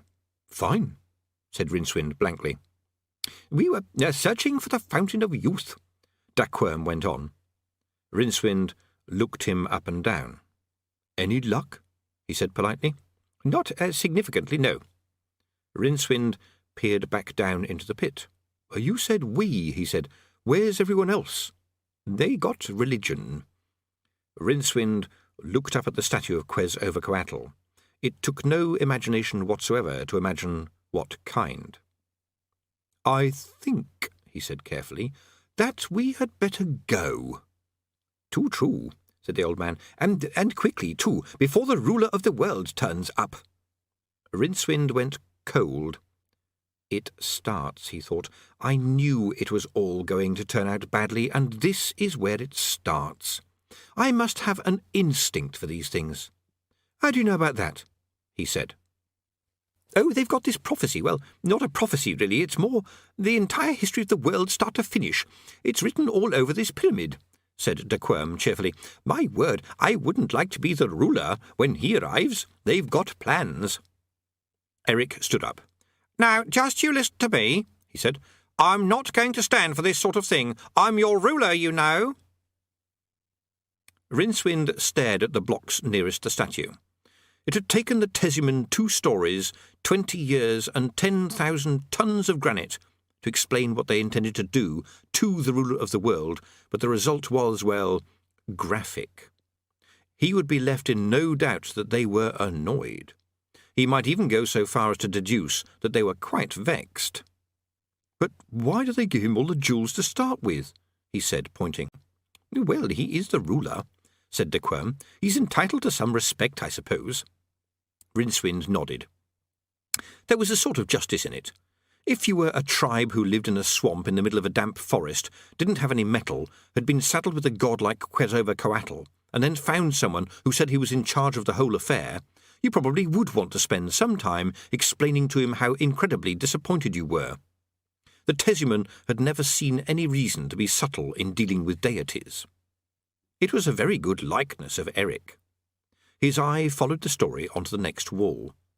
This block showed a very good likeness of Rincewind. He had a parrot on his shoulder. "Hang on," he said. "That's me." "You should see what they're doing to you on the next block," said the parrot smugly. "It'll turn your what's name." Rincewind looked at the block. His what's name revolved. "We'll just leave very quietly," he said firmly. "I mean, we won't stop to thank them for the meal. We can always send them a letter later. You know, so's not to be impolite." "Just a moment," said Daquirm, as Rincewind dragged at his arm. "I haven't had a chance to read all the blocks yet. I want to see how the world's going to end." "How it's going to end for everyone else, I don't know," said Rincewind grimly, dragging him down the tunnel. "I know how it's going to end for me." He stepped out into the dawn light, which was fine. Where he went wrong was stepping into a semicircle of Teziman. They had spears. They had exquisitely chipped obsidian spearheads, which, like their swords, were nowhere near as sophisticated as ordinary, coarse, inferior steel weapons. Was it better to know that you were going to be skewered by delicate examples of genuine ethnic origin, rather than nasty forge-made items hammered out by people not in contact with the cycles of nature? Probably not, Rincewind decided.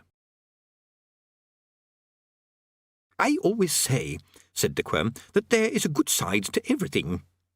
Rincewind, trussed to the next slab, turned his head with difficulty. "Where is it at the moment, precisely?" he said. De Quirm squinted down across the swamps and the forest roof. "Well, it's a first-class view from up here to begin with." "Oh, good," said Rincewind. "You know, I never would have looked at it like that. You're absolutely right. It's the kind of view you'll remember for the rest of your life, I expect. I mean, it's not as if it'll be any great feat of recollection." "There's no need to be sarcastic. I was only passing a remark." "I want my mum," said Eric from the middle slab. "Chin up, lad," said de Quirm. "At least you're being sacrificed for something worthwhile. I just suggested they tried using the wheels upright so they'd roll. I'm afraid they're not very responsive to new ideas round here. Still, nil desperandum. Where there's life, there's hope." Rincewind growled. If there was one thing he couldn't stand, it was people who were fearless in the face of death. It seemed to strike at something absolutely fundamental in him. "In fact," said de Quirm, "I think—" He rolled from side to side experimentally, tugging at the vines which were holding him down. "Yes, I think that when they did these ropes up— Yes, definitely, they—" What?" said Rincewind. "Yes, definitely," said de Quirm. "I'm absolutely sure about it. They did them up very tightly and professionally. Not an inch of give in them anywhere." "Thank you," said Rincewind. The flat top of the truncated pyramid was in fact quite large, with plenty of room for statues, priests, slabs, gutters, knife-chipping production lines, and all the other things the Tesiman needed for the bulk disposal of religion. In front of Rincewind, several priests were busy chanting a long list of complaints about swamps, mosquitoes, lack of metal ore, volcanoes, the weather, the way obsidian never kept its edge, the trouble with having a god like Quetzalcoatl, the way wheels never worked properly, however often you laid them flat and pushed them, and so on. The prayers of most religions generally praise and thank the gods involved, either out of general piety or in the hope that he or she will take the hint and start acting responsibly. The Tesiman, having taken a long, hard look around their world and decided bluntly that things were just about as bad as they were ever going to get, had perfected the art of plain chant whinge. "Won't be long now," said the parrot from its perch atop a statue of one of the Tesiman's lesser gods. It had got there by a complicated sequence of events that had involved a lot of squawking, a cloud of feathers, and 3 Tesiman priests with badly swollen thumbs. "The High Priest is just performing a wasp name in honour of Quetzalcoatl," it went on conversationally. "You've drawn quite a crowd."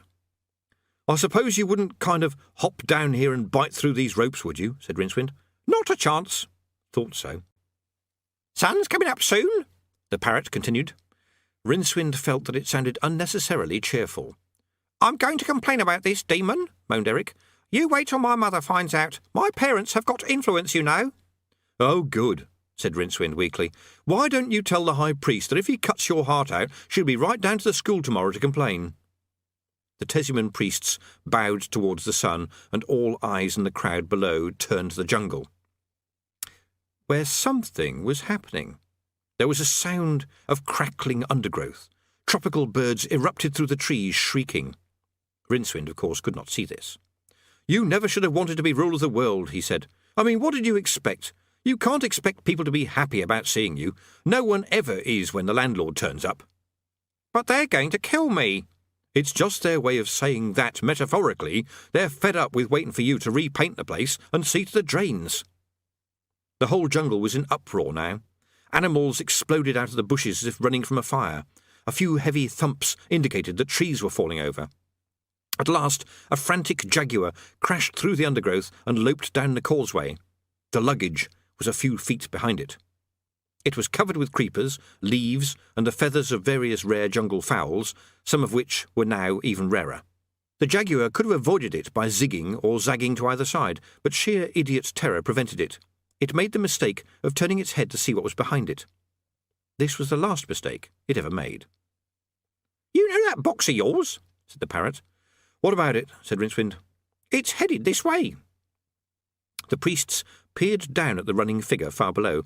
The luggage had a straightforward way of dealing with things between it and its intended destination. It ignored them. It was at this moment, against all his instincts, In great trepidation, and most unfortunately of all, in deep ignorance of what was happening, that Quetzalcoatl himself chose to materialize on top of the pyramid. Several of the priests noticed him. The knives fell from their fingers. "Eh!" squeaked the demon. Other priests turned around. "Right, now I want you all to pay attention," squeaked Quetzalcoatl, cupping its tiny hands around its main mouth in an effort to be heard. This was very embarrassing. He'd enjoyed being the Teziman god. He'd been really impressed by their single-minded devotion to duty. He'd been very gratified by the incredible lifelike statue in the pyramid, and it really hurt to have to reveal that, in one important particular, it was incorrect. He was 6 inches high. "Now then," he began, "this is very important." Unfortunately, no one ever found out why. At that moment, the luggage breasted the top of the pyramid, its legs whirring like propellers, and landed squarely on the slabs. There was a brief, flat squeak. "It was a funny old world," said the Quern. "You had to laugh, really. If you didn't, you'd go mad, wouldn't you? 1 minute strapped to a slab and about to undergo exquisite torture, the next being given a breakfast, a change of clothes, a hot tub, and a free lift out of the kingdom. It made you believe there was a god. Of course, the Teziman knew there was a god, and that he was currently a small and distressing greasy patch on top of the pyramid, which left them with a bit of a problem. The luggage squatted in the city's main plaza. The entire priesthood was sitting around it and watching it carefully in case it did anything amusing or religious. "Are you going to leave it behind?" said Eric. "It's not as simple as that," said Rincewind. "It generally catches up. Let's just go away quickly." "But we'll take the tribute, won't we?" "I think that could be an amazingly bad idea," said Rincewind. "Let's just quietly go while they're in a good temper. The novelty will wear off soon, I expect." "And I've got to get on with my search for the Fountain of Youth," said the Quern. "Oh, yes," said Rincewind.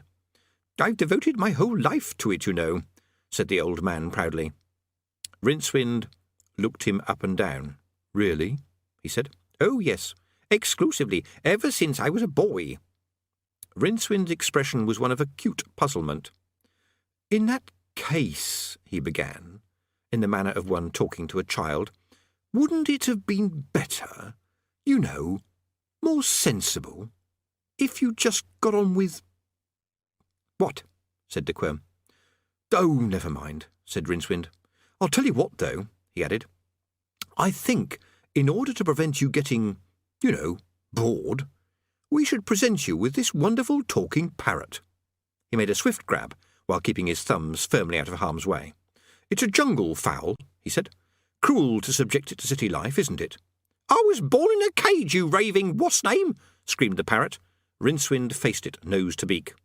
"It's that, or fricassee time," he said. The parrot opened its beak to bite his nose, saw his expression, and thought better of it.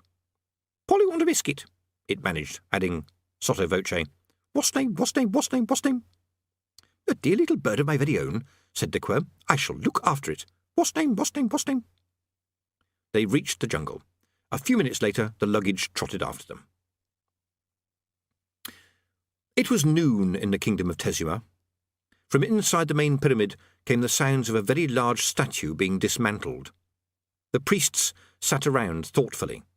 Occasionally, one of them stood up and made a short speech. It was clear that points were being made. For example, how the economics of the kingdom depended on a buoyant obsidian knife industry, how the enslaved neighbouring kingdoms had come to rely on the smack of firm government, and incidentally on the hack, slash, and disemboweling of firm government as well, and on the terrible fate that awaited any people who didn't have gods. Godless people might get up to anything. They might turn against the fine old traditions of thrift and non-self-sacrifice that had made the kingdom what it was today. They might start wondering why, if they didn't have a god, they needed all those priests. Anything. The point was well put by Mazuma, the head priest, when he said, "Squashed figure with broken nose, jaguar claw, 3 feathers, stylized spiny anteater." After a while, a vote was taken. By nightfall, the kingdom's leading stonemasons were at work on a new statue. It was basically oblong, with lots of legs. The Demon King drummed his fingers on his desk. It wasn't that he was unhappy about the fate of Quetzalcoatl, who would now have to spend several centuries in one of the nether hells while he grew a new corporeal body. Serve him right, the ghastly little imp. Nor was it the broad trend of events on the pyramid. After all, the whole point of the wish business was to see to it that what the client got was exactly what he asked for, and exactly what he didn't really want. It was just that he didn't feel in control of things. Which was, of course, ridiculous. If the best came to the best, he could always materialise and sort things out personally. But he liked people to believe that all the bad things happening to them were just fate and destiny. It was one of the few things that cheered him up. He turned back to the mirror. After a while, he had to adjust the temporal control. 1 minute, the breathless, humid jungles of Clatch. The next, "I thought we were going to go back to my room," Eric complained. "I thought that too," said Rincewind, shouting to be heard over the rumbling. "Snap your fingers again, demon. Not on your life. There's plenty of places worse than this. But it's all hot and dark." Rincewind had to concede that. It was also shaking and noisy. When his eyes grew used to the blackness, he could make out a few spots of light here and there, whose dim radiance suggested that they were inside something like a boat. There was a definite feel of carpentry about everything, and a powerful smell of wood shavings and glue. If it was a boat, then it was having an awfully painful launching down a slipway greased with rocks. A jolt slung him heavily against a bulkhead. "I must say," complained Eric, "if this is where the most beautiful woman in the world lives, I don't think much of her choice of boudoir. You'd think she'd put a few cushions or something around the place." "Boudoir?" said Rincewind. "She's bound to have one," said Eric smugly. "I've read about them. She reclines on it." "Tell me," said Rincewind, "have you ever felt the need to have a cold bath and a brisk run around the playing fields?" "Never." "It could be worth a try." The rumbling stopped abruptly. There was a distant clanging noise, such as might be made by a pair of great big gates being shut. Rincewind thought he heard some voices fading into the distance, and a chuckle. It wasn't a particularly pleasant chuckle. It was more of a snigger, and it boded no good for someone. Rincewind had a pretty good idea who. He'd stopped wondering how he'd come to be here, wherever it was. Malign forces, that was probably it. At least nothing particularly dreadful was happening to him right now. Probably it was only a matter of time. He groped around a bit until his fingers encountered what turned out to be, following an inspection by the light of the nearest knothole, a rope ladder. Further probing at one end of the hull, or whatever it was, brought him in contact with a small round hatchway. It was bolted on the inside. He crawled back to Eric. "There's a door," he whispered. "Where does it go?" "It stays where it is, I think," said Rincewind. "Find out where it leads to, demon." "Could be a bad idea," said Rincewind cautiously. "Get on with it." Rincewind crawled gloomily to the hatch and grasped the bolt. The hatch creaked open. Down below, quite a long way below, there were damp cobblestones, across which a breeze was driving a few shreds of morning mist. With a little sigh, Rincewind unrolled the ladder. 2 minutes later, they were standing in the gloom of what appeared to be a large plaza. A few buildings showed through the mist. "Where are we?" said Eric. "Search me." "You don't know?" "Not a clue," said Rincewind. Eric glared at the mist-shrouded architecture. "Fat chance of finding the most beautiful woman in the world in a dump like this," he said. It occurred to Rincewind to see what they had just climbed out of. He looked up. Above them, a long way above them, and supported on 4 massive legs which ran down to a huge wheeled platform, there was undoubtedly a huge wooden horse. More correctly, the rear of a huge wooden horse. The builder could have put the exit hatch in a more dignified place, but for humorous reasons of his own had apparently decided not to. Said Rincewind. Someone coughed. He looked down. The evaporating mists now revealed a broad circle of armed men, many of them grinning and all of them carrying mass-produced, soulless, but above all sharp, long spears. "Ah," said Rincewind. He looked back up at the hatchway. It said it all, really. "The only thing I don't understand," said the sergeant of the guard, "is why 2 of you? We were expecting maybe 100. He leaned back on his stool, his great plumed helmet in his lap, a pleased smile on his face. "Honestly, you Ephebians," he said. "Talk about laugh. You must think we was born yesterday. All night nothing but sawing and hammering. The next thing there's a damn great wooden horse outside the gates. So I think, that's funny. A bloody great wooden horse with air holes. That's the kind of little detail I noticed, see? Air holes. So I muster all the lads and we nips out extra early and drag it in the gates, as per expectations. And then we bides quiet-like around it, waiting to see what it coughs up, in a manner of speaking. Now," he pushed his unshaven face close to Rincewind, "you've got a choice, see? Top seat or bottom seat, it's up to you. I just have to put the word in. You play discus with me, and I'll play discus with you." Ball games were unknown in the Discworld at this time. "What seat?" said Rincewind, reeling from the gusts of garlic. "It's the war triremes," said the sergeant cheerfully. 3 seats, see? One above the other. Triremes. You get chained to the oars for years, see? And it's all according to whether you're in the top seat, up in the fresh air and that, or the bottom seat where," he grinned, "you're not. So it's down to you, lads. Be cooperative, and all you'll need to worry about will be the seagulls. Now, why only the 2 of you?" He leaned back again. "Excuse me," said Eric. "Is that salt by any chance?" "You wouldn't be trying to make fun of me, would you now, boy? Only there's such a thing as quinquiremes, see?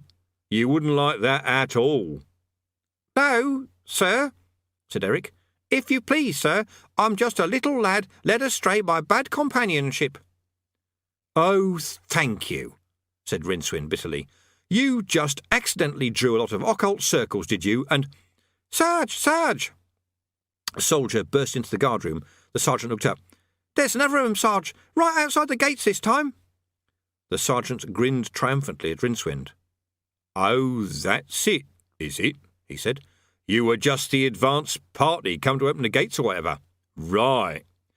We'll just go and sort your friends out, and we'll be right back." He indicated the captives. "You stay here. If they move, do something horrible to 'em." Rincewind and Eric were left alone with the guard. "You know what you've done, don't you?" said Eric. "You've only gone and taken us all the way back to the Tessortian Wars. Thousands of years. We did it at school, the wooden horse, everything. How the beautiful Eleanor was kidnapped from the Ephebians, or maybe it was by the Ephebians, and there was this siege to get her back and everything." He paused. "Hey, that means I'm going to meet her." He paused again. "Wow," he said. Rincewind looked around the room. It didn't look ancient, but then it wouldn't, because it wasn't yet. Everywhere in time was now, once you were there, or then. He tried to remember what little he knew of classical history, but it was just a confusion of battles, one-eyed giants, and women launching thousands of ships with their faces. "Don't you see?" hissed Eric, his glasses aglow. "They must have brought the horse in before the soldiers are hidden in it. We know what's going to happen. We could make a fortune." "How exactly?" "Well," the boy hesitated, "we could bet on horses, sort of thing." "Great idea," said Rincewind. "Yes, and all we've got to do is escape, then find out if they have horse races here, and then try really hard to remember the names of the horses that won races in Tsort thousands of years ago." They went back to looking glumly at the floor. That was the thing about time travel. You were never ready for it. About the only thing he could hope for, Rincewind decided, was finding de Quirm's fountain of youth and managing to stay alive for a few thousand years so he'd be ready to kill his own grandfather, which was the only aspect of time travel that had ever remotely appealed to him. He had always felt that his ancestors had it coming to them. Funny thing, though, he could remember the famous wooden horse, which had been used to trick a way into the fortified city. He didn't remember anything about there being 2 of them. There was something inevitable about the next thought that turned up. "Excuse me," he said to the guard. This second wooden thing, Outside the gates. It's probably not a horse, I expect. Well, of course you know about that, wouldn't you? Said the guard. You're spies. I bet it's more oblong and sort of smaller, said Rincewind, his face a picture of innocent inquiry. You bet. Pretty unimaginative bastards, aren't you? I see. Rincewind folded his hands on his lap. Try to escape, said the guard. Go on, just try it. You try it and see what happens. I expect your colleagues will be bringing it into the city, Rincewind went on. They might do, the guard conceded. Eric began to giggle. It had begun to dawn on the guard that there was a lot of shouting going on in the distance. Someone had tried to blow a bugle, but the notes gurgled into silence after a few bars. Bit of a fight going on out there by the sound of it, said Rincewind. People winning their spurs, doing heroic deeds of valour, being noticed by superior officers, that sort of thing. And here's you hanging around in here with us. I've got to stick by me post, said the guard. Exactly the right attitude, said Rincewind. Never mind about everyone else out there fighting valiantly to defend their city and womenfolk against the foe. You stop it here and guard us. That's the spirit. They'll probably put up a statue to you in the city square if there's one left. He did his duty, they'll write on it. The soldier appeared to think about this, and while he was doing so there was a terrible splintering creak from the direction of the main gates. Look, he said desperately, if I just pop out for a minute. Don't you worry about us, said Rincewind encouragingly. It's not even as if we're armed. Right, said the soldier. Thanks. He gave Rincewind a worried smile and hurried off in the direction of the noise. Eric looked at Rincewind with something like admiration. That was actually quite amazing, he said. Going to go a long way, that lad, said Rincewind. A sound military thinker if ever I saw one. Come on, let's run away. Where to? Rincewind sighed. He'd tried to make his basic philosophy clear time and again, and people never got the message. Don't you worry about to, he said. In my experience, that always takes care of itself. The important word is away. The captain raised his head cautiously over the barricade and snarled. It's just a little box, Sergeant, he snapped. It's not even as if it could hold 1 or 2 men. Beg pardon, sir, said the sergeant, and his face was the face of a man whose world has changed a lot in a few short minutes. It holds at least 4, sir. Corporal Disuse and his squad, sir. I sent them out to open it, sir. Are you drunk, Sergeant? Not yet, sir, said the sergeant with feeling. Little boxes don't eat people, Sergeant. After that it got angry, sir. You can see what it did to the gates. The captain peered over the broken timbers again. I suppose it grew legs and walked over there, did it? He said sarcastically. The sergeant broke into a relieved grin. At last they seemed to be on the same wavelength. Got it in one, sir, he said. Legs, hundreds of the little bleeders, sir. The captain glared at him.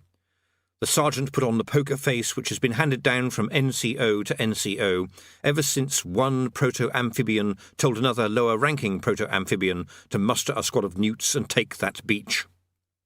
The captain was 18 and fresh from the academy, where he had passed with flying colours in such subjects as classical tactics, valedictory odes, and military grammar. The sergeant was 55, and instead of an education he had spent about 40 years attacking or being attacked by harpies, humans, cyclopses, furies, and horrible things on legs. He felt put upon. Well, I'm going to have a look at it, Sergeant. Not a good plan, sir, if I may. And after I've had a look at it, Sergeant, there is going to be trouble. The sergeant threw him a salute. Right you are, sir, he predicted. The captain snorted and climbed over the barricade towards the box, which sat, silent and unmoving in its circle of devastation.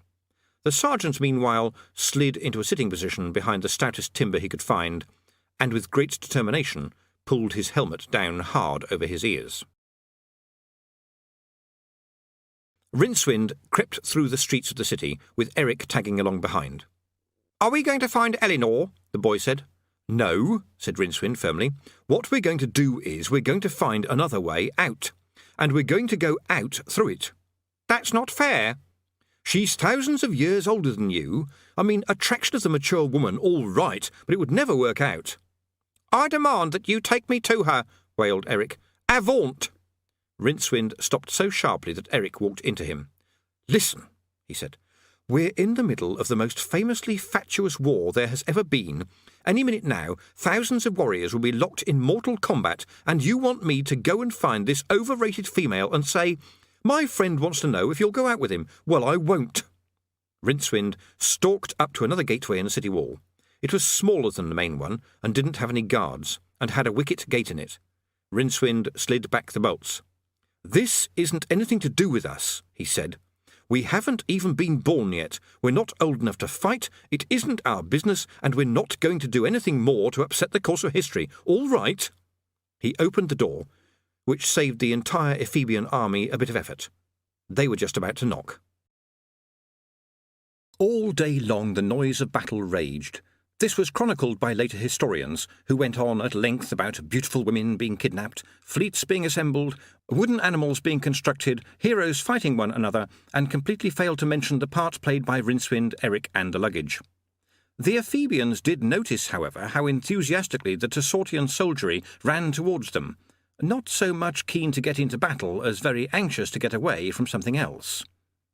The historians also failed to note another interesting fact about ancient Clatchian warfare, which was that it was still at that stage quite primitive, and just between soldiers, and hadn't yet been thrown open to the general public.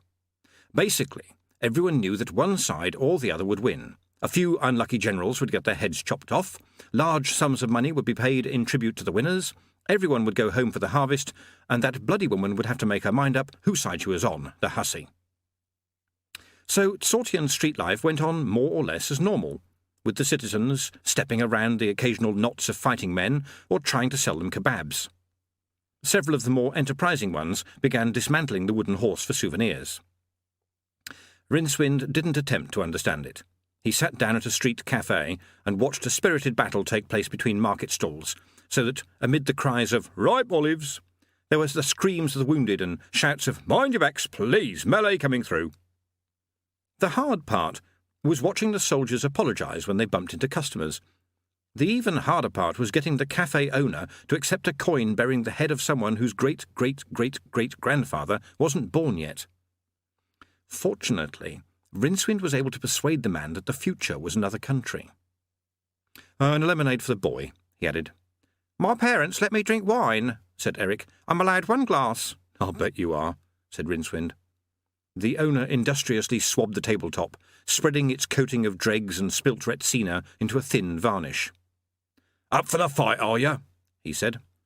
"In a manner of speaking," said Rincewind guardedly. "I shouldn't wander around too much," said the owner. "They do say a civilian let the Ephebians in. Not that I've got anything against Ephebians, a fine body of men," he added hurriedly, as a knot of soldiery jogged past. "A stranger, they say. That's cheating, using civilians. There's people out looking for him so's they can explain." He made a chopping motion with his hand. Rincewind stared at the hand as though hypnotised. Eric opened his mouth. Eric screeched and clutched at his shins. "Have they got a description?" Rincewind said. "Don't think so." "Well, best of luck to them," said Rincewind rather more cheerfully. "What's up with the lad?" "Cramp." When the man had gone back behind his counter, Eric hissed, "You didn't have to go and kick me." "You're quite right. It was an entirely voluntary act on my part." A heavy hand dropped onto Rincewind's shoulder. He looked around and up into the face of an Ephebian centurion. A soldier beside him said, "That's the one, Sarge. I'll bet a year's salt." "Who'd have thought it?" said the sergeant. He gave Rincewind an evil grin. "Up we come, chummy. The chief would like a word with you."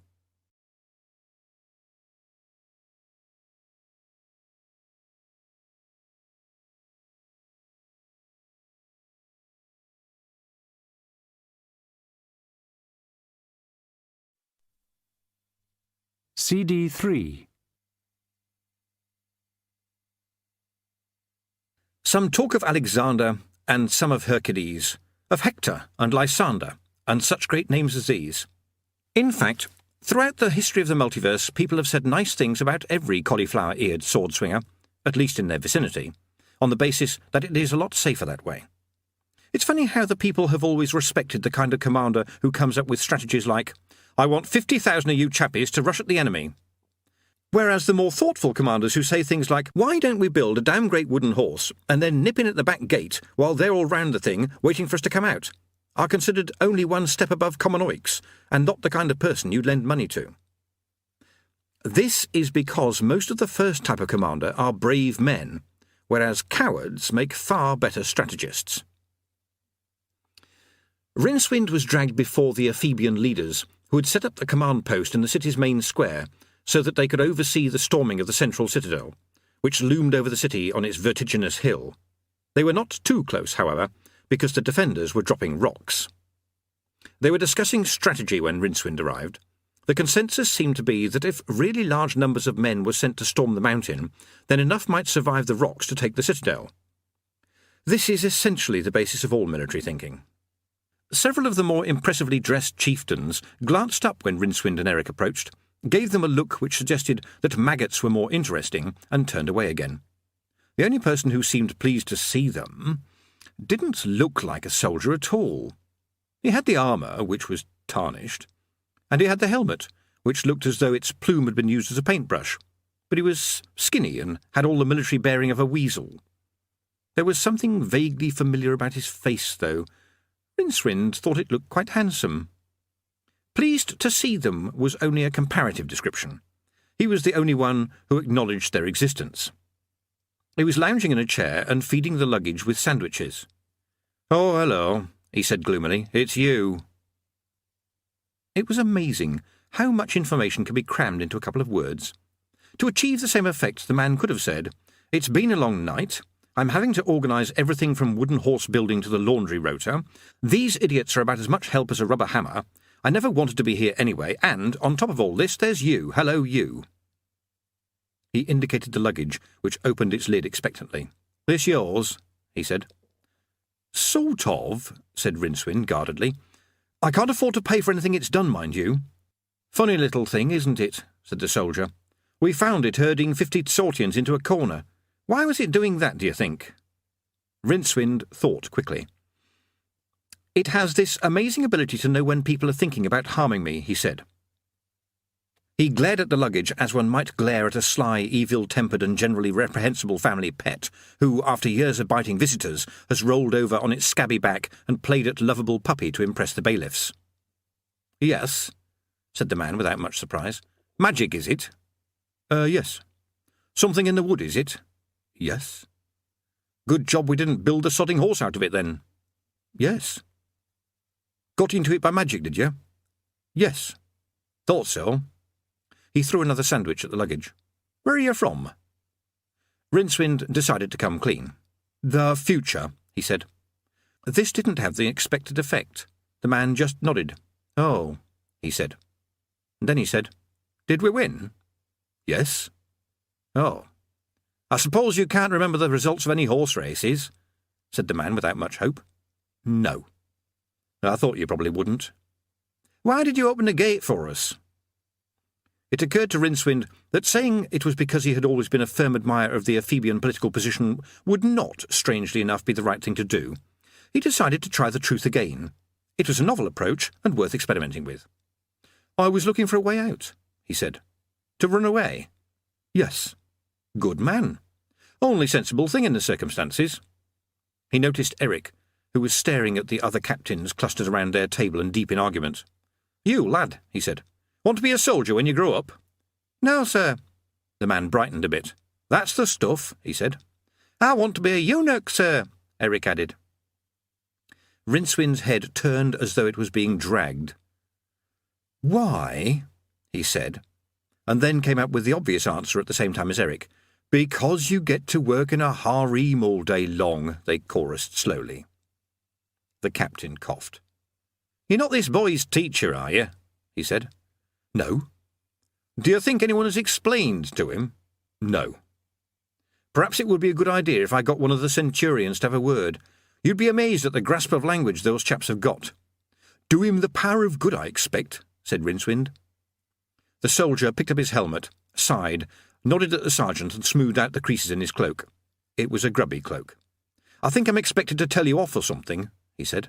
"What for?" "Spoiling the war, apparently." "Spoiling the war?"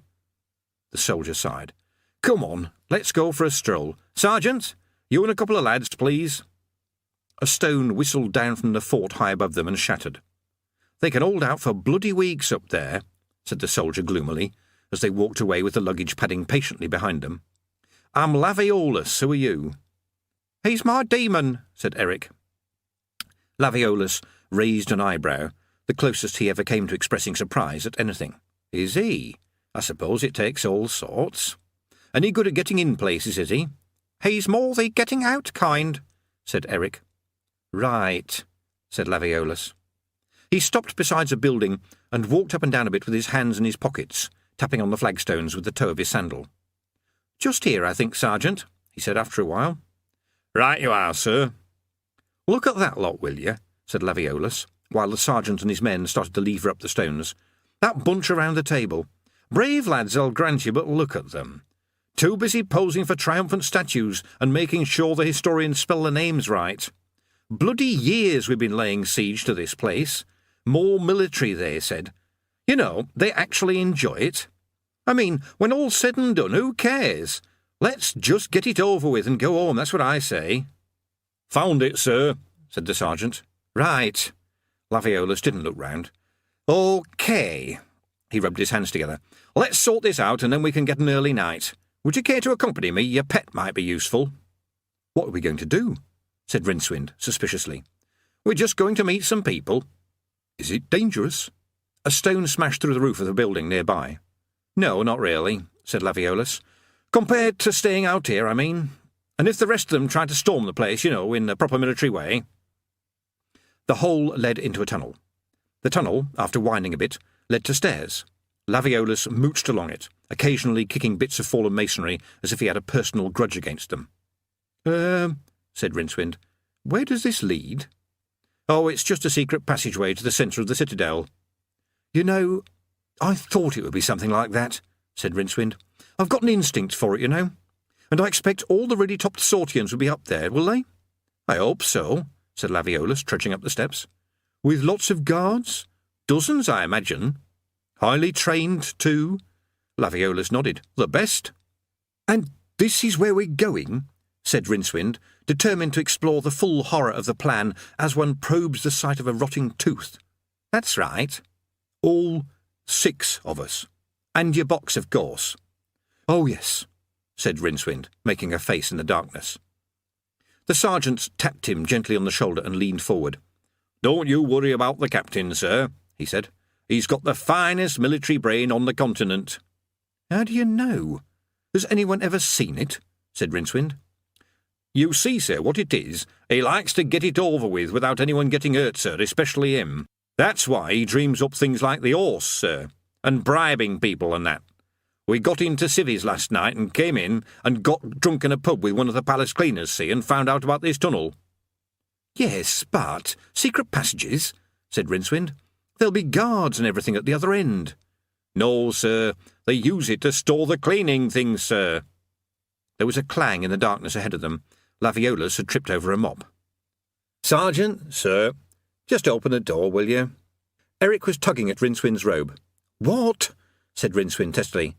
"You know who Laviolus is, don't you?" whispered Eric. "Well, he's Laviolus." "Get away." "Don't you know the classics?" "That isn't one of those horse races we're supposed to remember, is it?" Eric rolled his eyes. "Laviolus was responsible for the fall of Tessort on account of being so cunning," he said. "And then afterwards it took him 10 years to get home, and he had all sorts of adventures with temptresses and sirens and sensual witches." "Well, I can see why you've been studying him. 10 years, eh? Where did he live?" "About 200 miles away," said Eric earnestly. "Kept getting lost, did he?" "And when he got home he fought his wife's suitors and everything, and his dear old dog recognised him and died." "Oh, dear." "It was the carrying his slippers in his mouth for 15 years that killed it off." "Shame." "And you know what, Demon? All this hasn't happened yet. We could save him all that trouble." Rincewind thought about this. "We could tell him to get a better navigator for a start," he said.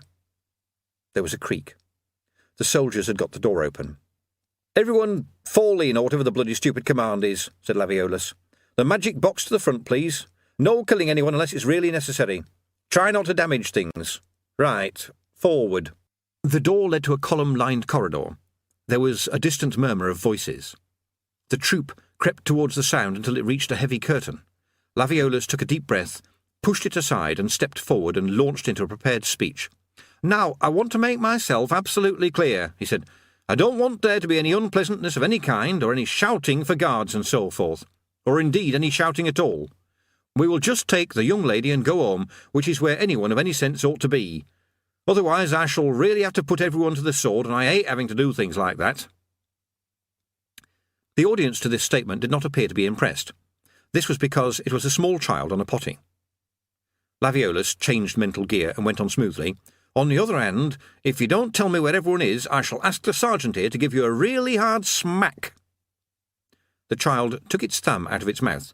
"Mummy is seeing to Cassie," it said. "Are you Mr. Beekle?" "I don't think so," said Laviolus. "Mr. Beekle is a silly."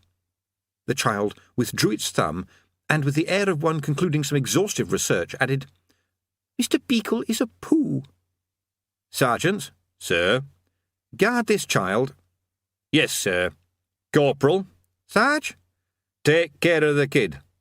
"Yes, Sarge. Private Archaeos." "Yes, Corp," said the soldier, his voice gloomy with prescience. "See to the sprog." Private Archaeos looked around. There were only Rincewind and Eric left, and while it was true that a civilian was in every respect the lowest possible rank there was, coming somewhere after the regimental donkey, the expressions on their faces suggested that they weren't about to take any orders. Laviolus wandered across the room and listened at another curtain. "We could tell him all kinds of stuff about his future," hissed Eric. He will have, all kinds of things happen to him. Shipwrecks and magic, and all his crew turned into animals and stuff like that." "Yes, we could say walk home," said Rincewind. The curtain swished aside. There was a woman there, plump, good-looking in a slightly faded way, wearing a black dress and the beginnings of a moustache.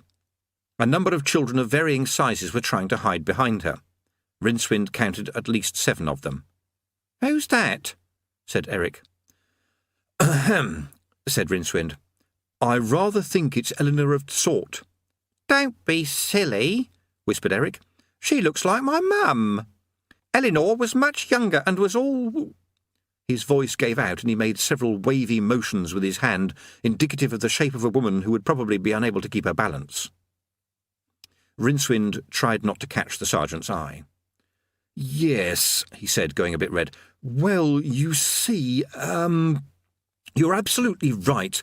But, well, it's been a long siege, hasn't it, what with one thing and another?"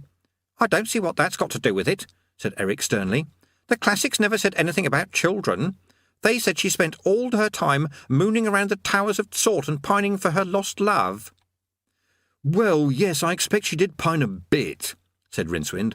"Only, you know, you can only pine so much, and it must have been a bit chilly up on those towers." "You can catch your death mooning," nodded the sergeant. Laviolus watched the woman thoughtfully, then he bowed. "I expect you know why we're here, my lady," he said. "If you touch any of the children, I shall scream," said Eleanor flatly. Once again Laviolus showed that along with his guerrilla abilities was a marked reluctance to waste a prepared speech once he had it all sorted out in his head. "Fair maiden," he began, "we have faced many dangers in order to rescue you and take you back to your loved—" His voice faltered. "Once, this has all gone terribly wrong, hasn't it?" "I can't help it," said Eleanor. "The siege seemed to go on for such a long time, and King Mausoleum was very kind, and I never liked it much in Ephebi anyway." "Where is everyone now, the Tsortians, I mean, apart from you?" "They're all out on the battlements, throwing rocks, if you must know." Laviolus flung up his hands in desperation. "Couldn't you, have slipped us a note or something, or invited us to one of the christenings?" "You all seem to be enjoying yourselves so much," she said. Laviolus turned and shrugged gloomily. "All right," he said. "Fine. QED, no problem. I wanted to leave home and spend 10 years sitting in a swamp with a bunch of meat-headed morons. It wasn't as if I had anything important to do back home, just a little kingdom to rule, that sort of thing. OK. Well, then, we might as well be off. I'm sure I don't know how I shall break it to everyone," he said bitterly. They were having such fun. They'll probably have a bloody great banquet and laugh about it and get drunk. It'd be their style. He looked at Rincewind and Eric. You might as well tell me what happens next, he said. I'm sure you know. Said Rincewind. The city burns down, said Eric, especially the topless towers. I didn't get to see them, he added sulkily. Who did it, their lot or our lot? Said Laviolus. Your lot, I think, said Eric. Laviolus sighed. Sounds like them, he said. He turned to Eleanor. Our lot, that is my lot, are going to burn down the city, he said. It sounds very heroic. Just the kind of thing they go for. It might be a good idea to come with us. Bring the kids. Make it a day out for all the family, why don't you? Eric pulled Rincewind's ear towards his mouth. This is a joke, isn't it? He said. She's not really the fair Eleanor, you're just having me on. It's always the same with these hot-blooded types, said Rincewind. They definitely go downhill at 35. It's the pastor that does it, said the sergeant. But I read where she was the most beautiful. Ah, well, said the sergeant, if you're going to go around reading... The thing is, said Rincewind quickly, it's what they call dramatic necessity. No one's going to be interested in a war fought over a quite pleasant lady, moderately attractive in a good light, are they? Eric was nearly in tears. But it said her face launched 1,000 ships. That's what you call metaphor, said Rincewind. Lying, the sergeant explained kindly. Anyway, you shouldn't believe everything you read in the classics, Rincewind added. They never check their facts. They're just out to sell legends. Laviolus, meanwhile, was deep in argument with Eleanor. All right, he said. Stay here if you like. Why should I care? Come on, you lot, we're going. What are you doing, Private Archaeos? I'm being a horse, sir, explained the soldier. He's Mr. Pooh, said the child, who was wearing Private Archaeos's helmet. Well, when you finish being a horse, find us an oil lamp. I caught my knees a right wallop in that tunnel. Flames roared over Tsort. The entire Hubwood sky was red. Rincewind and Eric watched from a rock down by the beach. They're not topless towers anyway, said Eric after a while. I can see the tops. I think they meant topple-less towers, Rincewind hazarded, as another one collapsed red-hot into the ruins of the city. And that was wrong too. They watched in silence for a while longer, and then Eric said, Funny that. The way you tripped over the luggage and dropped the lamp and everything. Yes, said Rincewind shortly. Makes you think history is always going to find a way to work itself out. Yes. Good, though, the way your luggage rescued everyone. Yes. Funny to see all those kids riding on its back. Yes. Everyone seems quite pleased about it. The opposing armies were, at any rate. No one was bothering to ask the civilians, whose views on warfare were never very reliable. Among the soldiery, at least among the soldiery of a certain rank, there was a lot of backslapping and telling of anecdotes, jovial exchanging of shields, and a general consensus that, what with fires and sieges and armadas and wooden horses and everything, it had been a jolly good war. The sound of singing echoed across the wine-dark sea. Hark at them, said Laviolus, emerging from the gloom around the beached Ephebian ships. It'll be 15 choruses of the Ball of Philodefus next. You mark my words. Lot of idiots with their brains in their jock straps. He sat down on the rock. Bastards, he said with feeling. Do you think Eleanor will be able to explain it all to her boyfriend? Said Eric. I imagine so, said Laviolus. They usually can. She did get married, and she's got lots of children, said Eric. Laviolus shrugged. A moment's wild passion, he said. He gave Rincewind a sharp look. Hey, you demon, he said. I'd like a quiet word, if I may. He led Rincewind towards the boats, pacing heavily across the damp sand as if there was a lot weighing on his mind. I'm going home tonight on the tide, he said. No sense in hanging about here, what with the war being over and everything. Good idea. If there's one thing I hate, it's sea voyages, said Laviolus. He gave the nearest boat a kick. It's all idiots striding around and shouting, you know. Pull this, lower that, avast the other. And I get seasick too. It's heights with me, said Rincewind sympathetically. Laviolus kicked the boat again, obviously wrestling with some big emotional problem. The thing is, he said wretchedly, you wouldn't happen to know if I get home all right, would you? What? It's only a few 100 miles. It shouldn't take too long, should it? Said Laviolus, radiating anxiety like a lighthouse. Oh. Rincewind looked at the man's face. 10 years, he thought, and all kinds of weird stuff with winged wasp names and sea monsters. On the other hand, would it do him any good to know? You get home okay, he said. You're well known for it, in fact. There's whole legends about you going home. Phew. Laviolus leaned against a hull, took off his helmet and wiped his forehead. That's a load off my mind, I'll tell you. I was afraid the gods might have a grudge against me. Rincewind said nothing. They get a bit angry if you go around thinking up ideas like wooden horses and tunnels, said Laviolus.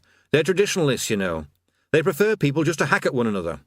I thought, you see, that if I could show people how to get what they wanted more easily, they'd stop being so bloody stupid. From further along the shoreline came the sounds of male voices raised in song. Vestal virgins came down from Helio, Deli, Philo, Deli, Phobos, Chrominos, Meninos, and when the ball was over, there were... It never works, said Rincewind. It's got to be worth a try, though, hasn't it? Oh, yeah. Laviolus slapped him on the back. Cheer up, he said. Things can only get better. They walked out into the dark breakers where Laviolus's ship was riding at anchor, and Rincewind watched him swim out and climb aboard. After a while the oars were shipped, or unshipped, or whatever they called it when they were stuck through the holes in the sides, and the boat moved slowly out into the bay. A few voices floated back over the surf. Point the pointed end that way, Sergeant. Aye, aye, sir. And don't shout. Did I tell you to shout? Why do you have to shout? Now I'm going downstairs for a lie down. Rincewind trudged back up the beach. The trouble is, he said, is that things never get better. They just stay the same, only more so. But he's going to have enough to worry about. Behind him, Eric blew his nose. That was the saddest thing I've ever heard, he said. From further along the beach, the Ephebian and Sortian armies were still in full voice around their convivial campfires. The village harpy, she was there. Come on, said Rincewind, let's go home. You know the funny thing about his name? Said Eric as they strolled along the sand. No? What do you mean? Laviolus means rinser of winds. Rincewind looked at him. He's my ancestor, he said. Who knows? Said Eric. Oh. Gosh. Rincewind thought about this. Well, I wish I'd told him to avoid getting married, or visiting Ankh-Morpork. It probably isn't even built yet. Rincewind tried snapping his fingers. This time it worked. Astaphagal sat back. He wondered what did happen to Laviolus. Gods and demons, being creatures outside of time, don't move in it like bubbles in the stream. Everything happens at the same time for them. This should mean that they know everything that is going to happen because, in a sense, it already has. The reason they don't is that reality is a big place with a lot of interesting things going on, and keeping track of all of them is like trying to use a very big video recorder with no freeze button or tape counter. It's usually easier just to wait and see. One day, he'd have to go and look. Right here and now, insofar as the words can be employed about an area outside of space and time, matters were not progressing well. Eric seemed marginally more likeable, which wasn't acceptable. He also appeared to have changed the course of history, although this is impossible, since the only thing you can do to the course of history is facilitate it. What was needed was something climactic, something really soul-destroying. The Demon King realised he was twirling his moustaches. The trouble with snapping your fingers is that you never knew what it would lead to. Everything around Rincewind was black. It wasn't simply an absence of colour, it was a darkness that flatly denied any possibility that colour might ever have existed. His feet weren't touching anything, and he appeared to be floating. There was something else missing. He couldn't quite put his finger on it. "Are you there, Eric?" he ventured. A clear voice nearby said, "Yes, are you there, demon?" "Yes." "Where are we? Are we falling?" "I don't think so," said Rincewind, speaking from experience. "There's no rushing wind. You get a rushing wind when you're falling. Also, your past life flashes before your eyes, and I haven't seen anything I recognise yet." "Rincewind?" "Yes." "When I open my mouth, no sounds come out." "Don't be—" Rincewind hesitated. He wasn't making any sound either. He knew what he was saying. It just wasn't reaching the outside world. But he could hear Eric. Perhaps the words just gave up on his ears and went straight to his brain. "It's probably some kind of magic or something," he said. "There's no air. That's why there's no sound.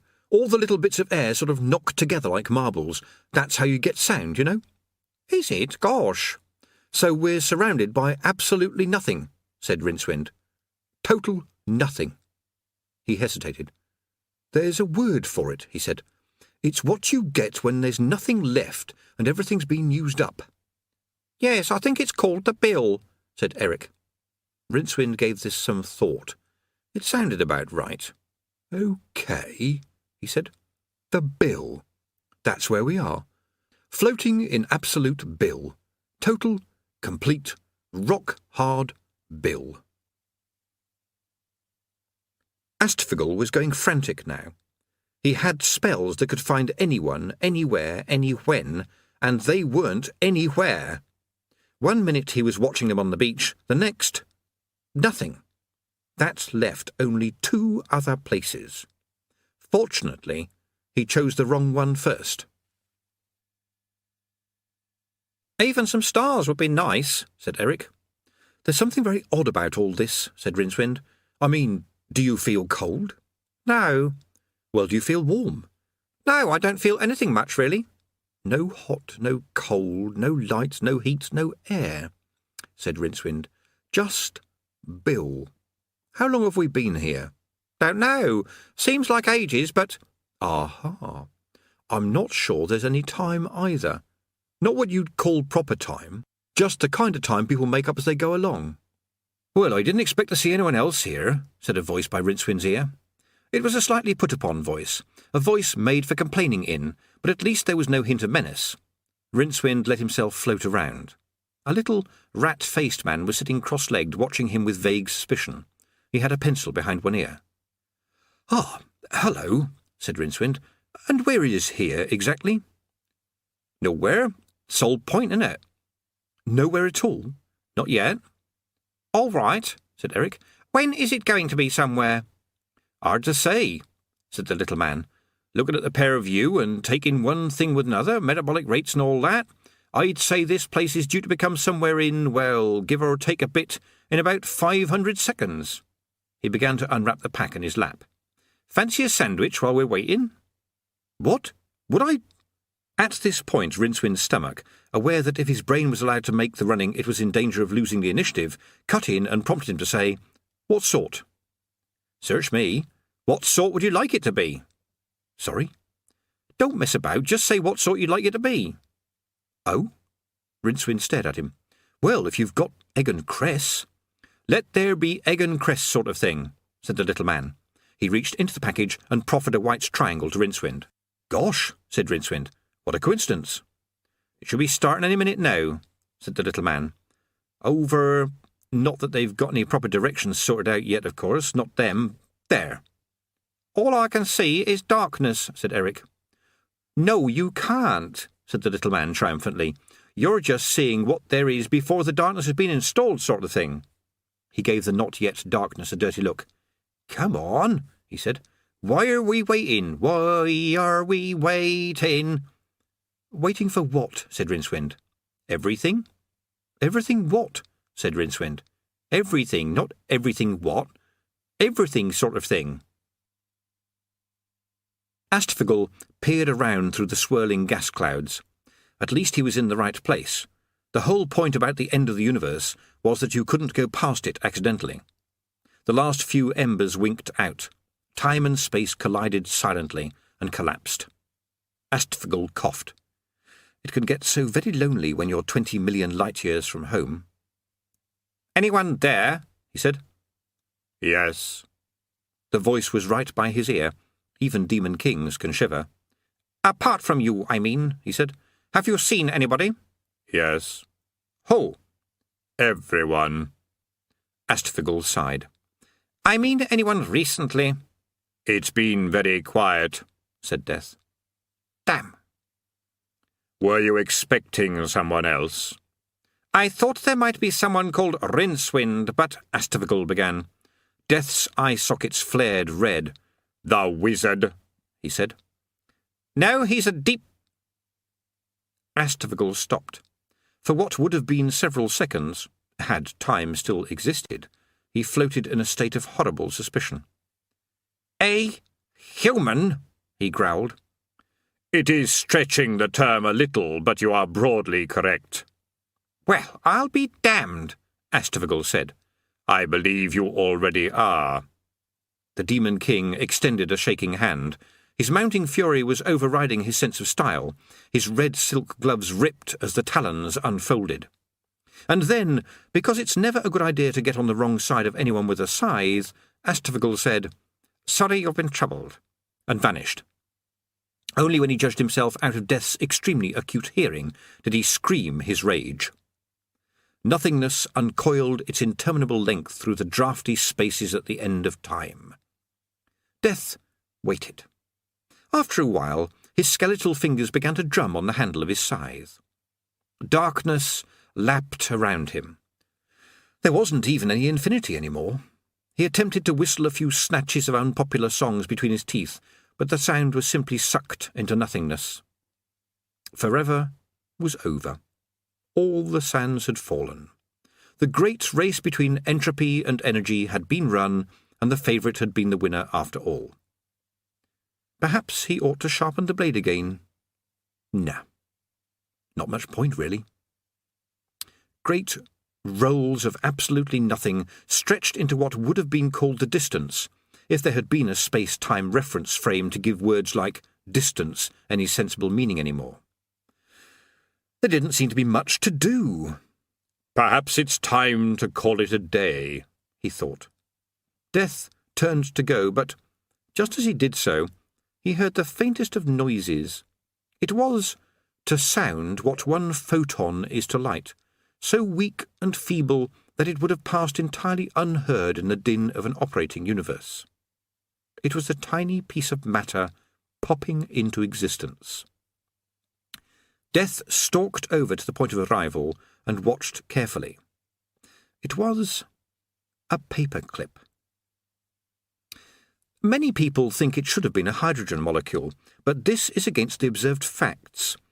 Everyone who has found a hitherto unknown egg whisk jamming an innocent kitchen drawer knows that raw matter is continually flowing into the universe in fairly developed forms, popping into existence normally in ashtrays, vases and glove compartments. It chooses its shape to allay suspicion, and common manifestations are paperclips, the pins out of shirt packaging, the little keys for central heating radiators, marbles, bits of crayon, mysterious sections of herb chopping devices, and old Kate Bush albums. Why matter does this is unclear, but it is evident that matter has plans. It is also apparent that creators sometimes favour the Big Bang method of universe construction, and at other times use the more gentle methods of continuous creation. This follows studies by cosmotherapists which have revealed that the violence of the Big Bang can give a universe serious psychological problems when it gets older. A paperclip. Well, it was a start. There was another pop, which left a small white shirt button spinning gently in the vacuum. Death relaxed a little. Of course it was going to take some time. There was going to be an interlude before all this got complicated enough to produce gas clouds, galaxies, planets and continents, let alone tiny corkscrew-shaped things wiggling around in slimy pools and wondering whether evolution was worth all the bother of growing fins and legs and things. But it indicated the start of an unstoppable trend. All he had to do was be patient, and he was good at that. Pretty soon there'd be living creatures, developing like mad, running and laughing in the new sunlight. Growing tired, growing old. Death sat back. He could wait. Whenever they needed him, he'd be there. The universe came into being. Any created-again cosmogonist will tell you that all the interesting stuff happened in the first couple of minutes, when nothingness bunched together to form space and time, and lots of really tiny black holes appeared and so on. After that, they say, it became just a matter of, well, matter. It was basically all over bar the microwave radiation. Seen from close by, though, it had a certain gaudy attraction. The little man sniffed. "Too showy," he said. "You don't need all that noise. It could just as easily have been a big hiss or a bit of music." "Could it?" said Rincewind. "Yeah, and it looked pretty iffy around the 2 picosecond mark. Definitely a bit of ropey filling in. But that's how it goes these days, no craftsmanship. When I was a lad it took days to make a universe. You could take a bit of pride in it. Now they just throw it together and it's back on the lorry and away. And you know what? No, said Rincewind weakly. They pinch his stuff off the site. They find someone nearby who wants to expand their universe a bit. Next thing you know, they've had it away with a bunch of firmament and flogged it for an extension somewhere. Rincewind stared at him. Who are you? The man took the pencil from behind his ear and looked reflectively at the space around Rincewind. I makes things, he said. What sort of things?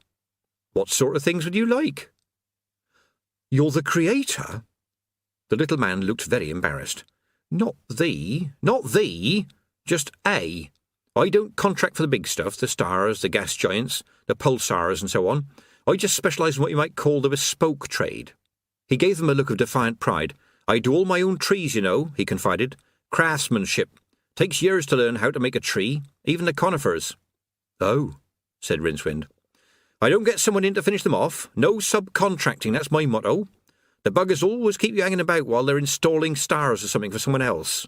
The little man sighed. You know, people think it must all be very easy creating. They think you just have to move on the face of the waters and wave your hands a bit. It's not like that at all. It isn't? The little man scratched his nose again. You soon run out of ideas for snowflakes, for example. Oh? You start thinking it'd be a doddle to sneak in a few identical ones. You do? You think to yourself, there's a billion trillion squillion of them, no one's going to notice. But that's where professionalism comes in, sort of thing. It does? Some people, and here the creator looked sharply at the unformed matter still streaming past, think it's enough to install a few basic physical formulas and then take the money and run. A billion years later you got leaks all over the sky, black holes the size of your head, and when you pray up to complain there's just a girl on the counter who says she don't know where the boss is. I think people appreciate the personal touch, don't you? Ah, said Rincewind. So, when people get struck by lightning, it's not just because of all that stuff about electrical discharges and high points and everything, you actually mean it? Oh, not me. I don't run the things. It's a big enough job just building them. You can't expect me to operate them as well. There is a load of other universes, you know, he added, a slight note of accusation in his voice.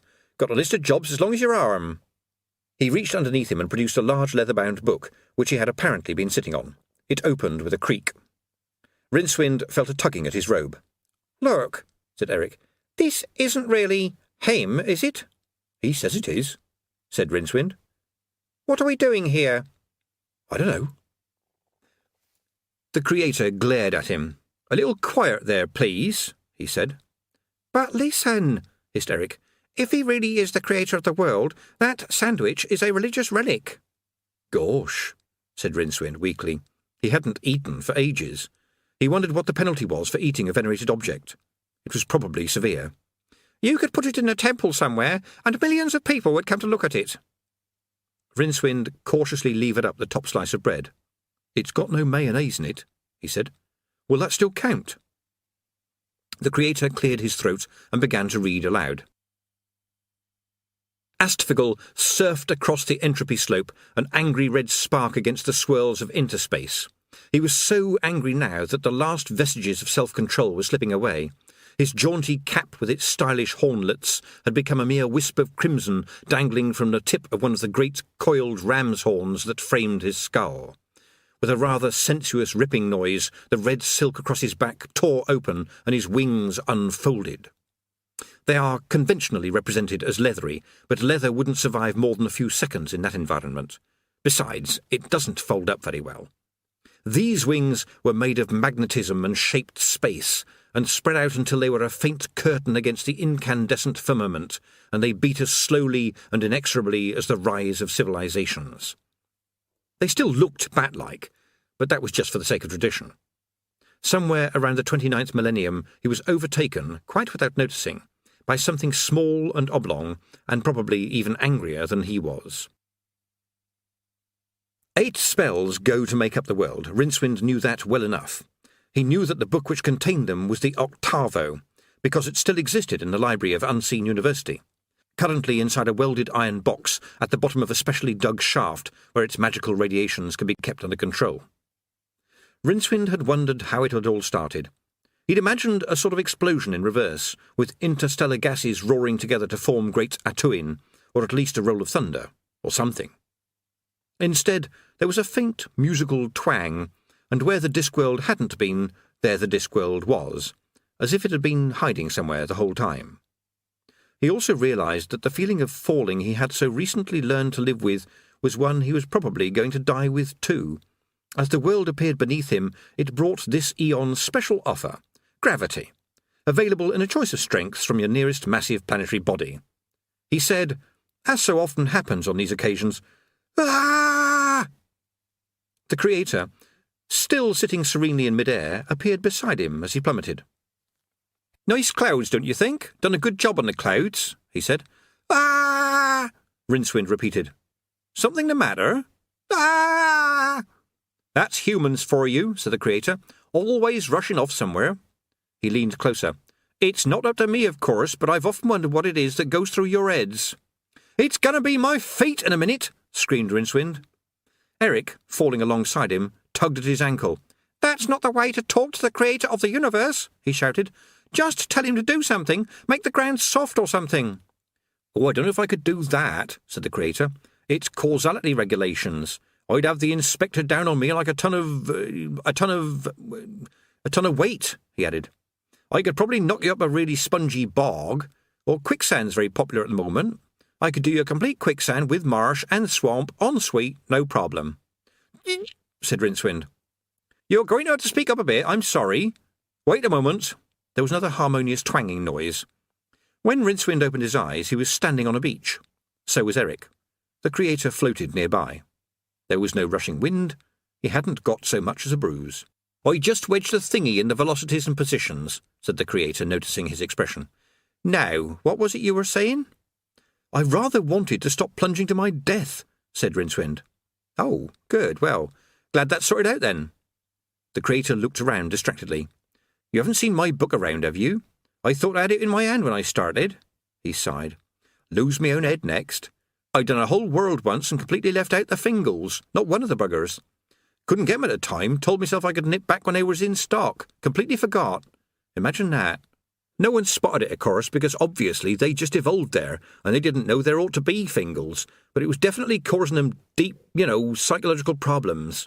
Deep down inside they could tell there was something missing, sort of thing." The Creator pulled himself together. "Anyway, I can't hang about all day," he said. "Like I said, I've got a lot of jobs on." "Lots?" said Eric. "I thought there was only one." "Oh, no, there's masses of them," said the Creator, beginning to fade away. "That's quantum mechanics for you, see? You don't do it once and have done. No, they keep on branching off. Multiple choice, they call it. It's like painting something very big that you have to keep on painting, sort of thing. It's all very well saying you just have to change one little detail, but which one? That's the real bugger. Well, nice to have met you. If you need any extra work, an extra moon or something." "Hey!" The Creator reappeared, his eyebrows raised in polite surprise. "What happens now?" said Rincewind. "Now? Well, I imagine there'll be some gods along soon. They don't wait long to move in, like flies round like flies. They tend to be a bit high-spirited to start with, but they soon settle down. I suppose they take care of all the people, etc." The Creator leaned forward. "I've never been any good at doing people. Never seemed to get the arms and legs right." He vanished. They waited. "I think he's really gone this time," said Eric after a while. "What a nice man." "You certainly understand a lot more about why the world is like it is after talking to him," said Rincewind. "What are quantum mechanics?" "I don't know. People who repair quantums, I suppose." Rincewind looked at the egg and cress sandwich still in his hand. There was still no mayonnaise in it, and the bread was soggy. But it would be thousands of years before there was another one. There had to be the dawn of agriculture, the domestication of animals, the evolution of the bread knife from its primitive flint ancestry, the development of dairy technology, and, if there was any desire to make a proper job of it, the cultivation of olive trees, pepper plants, salt pans, vinegar fermentation processes, and the techniques of elementary food chemistry, before the world would see another one like it. It was unique, a little white triangle full of anachronisms, lost and all alone in an unfriendly world. He bit it anyway. It wasn't very nice. "What I don't understand," said Eric, "is why we are here." "I take it that isn't a philosophical question," said Rincewind. "I take it you mean, why are we here at the dawn of creation on this beach which has hardly been used?" "Yes, that's what I meant." Rincewind sat down on a rock and sighed. "I think it's pretty obvious, isn't it?" he said. "You wanted to live forever." "I didn't say anything about travelling in time," said Eric. "I was very clear about it, so there'd be no tricks." "There isn't a trick. The wish is trying to be helpful. I mean, it's pretty obvious when you think about it. Forever means the entire span of space and time. Forever. Forever. See?" "You mean you have to sort of start at square one?" "Precisely." "But that's no good. It's going to be years before there's anyone else around." "Centuries," corrected Rincewind gloomily. "Millennia. Eons. And then there's going to be all kinds of wars and monsters and stuff. Most of history is pretty appalling when you look hard at it. Or even not very hard." "But what I meant was, I just wanted to go on living forever from now," said Eric frantically. "I mean, from then.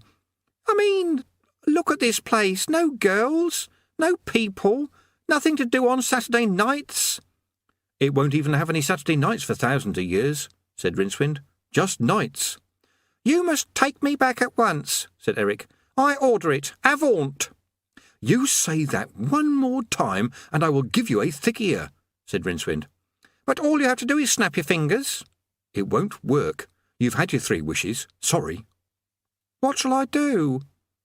"Well, if you see anything crawl out of the sea and try to breathe, you could try telling it not to bother." "You think this is funny, don't you?" "It is rather amusing, since you mention it," said Rincewind, his face expressionless. "The joke's going to be wearing pretty thin over the years, then," said Eric. "What?" "Well, you're not going to go anywhere, are you? You'll have to stay with me." "Nonsense, I'll—" Rincewind looked around desperately. "I'll what?" he thought. The waves rolled peacefully up the beach, not very strongly at the moment because they were still feeling their way. The first high tide was coming in cautiously. There was no tide line, no streaky line of old seaweed and shells to give it some idea of what was expected of it. The air had the clean, fresh smell of air that has yet to know the effusions of a forest floor or the ins and outs of a ruminant's digestive system. Rincewind had grown up in Ankh-Morpork. He liked air that had been around a bit, had got to know people, had been lived in. "We've got to get back," he said urgently. "That's what I've been saying," said Eric with a strained patience. Rincewind took another bite of the sandwich.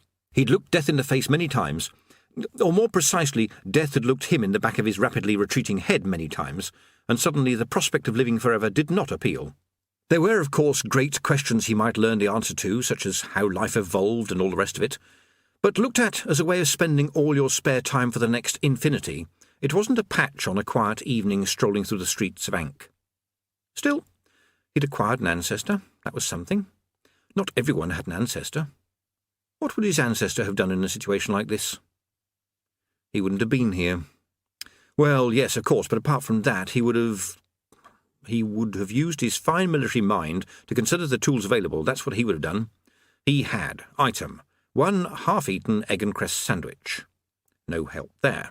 He threw it away. He had, item, himself. He drew a tick in the sand.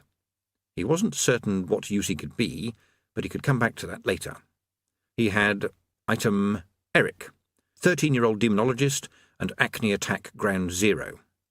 That seemed to be about it. He stared at the clean, fresh sand for a while, doodling in it. Then he said quietly, "Eric, come here a moment." The waves were a lot stronger now. They had really got the hang of the tide thing and were venturing a little ebb and flow. Astfigel materialised in a puff of blue smoke. "Aha!" he said. But this fell rather flat because there was no one to hear it. He looked down. There were footprints in the sand. Hundreds of them. They ran backwards and forwards as if something had been frantically searching and then vanished. He leaned nearer. It was hard to make out what with all the footprints and the effects of the wind and the tide, but just on the edge of the encroaching surf were the unmistakable signs of a magic circle. Astfigel said a swear word that fused the sand around him into glass, and vanished. The tide got on with things. Further down the beach, the last surge poured into a hollow in the rocks, and the new sun beamed down on the soaking remains of a half-eaten egg and cress sandwich. Tidal action turned it over. Thousands of bacteria suddenly found themselves in the midst of a taste explosion and started to breed like mad. If only there had been some mayonnaise, life might have turned out a whole lot different. More piquant, and perhaps with a little extra cream in it. Travelling by magic always had major drawbacks.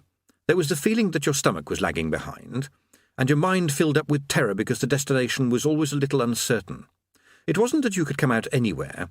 Anywhere represented a very restricted range of choices, compared to the kind of places magic could transport you to. The actual travelling was easy.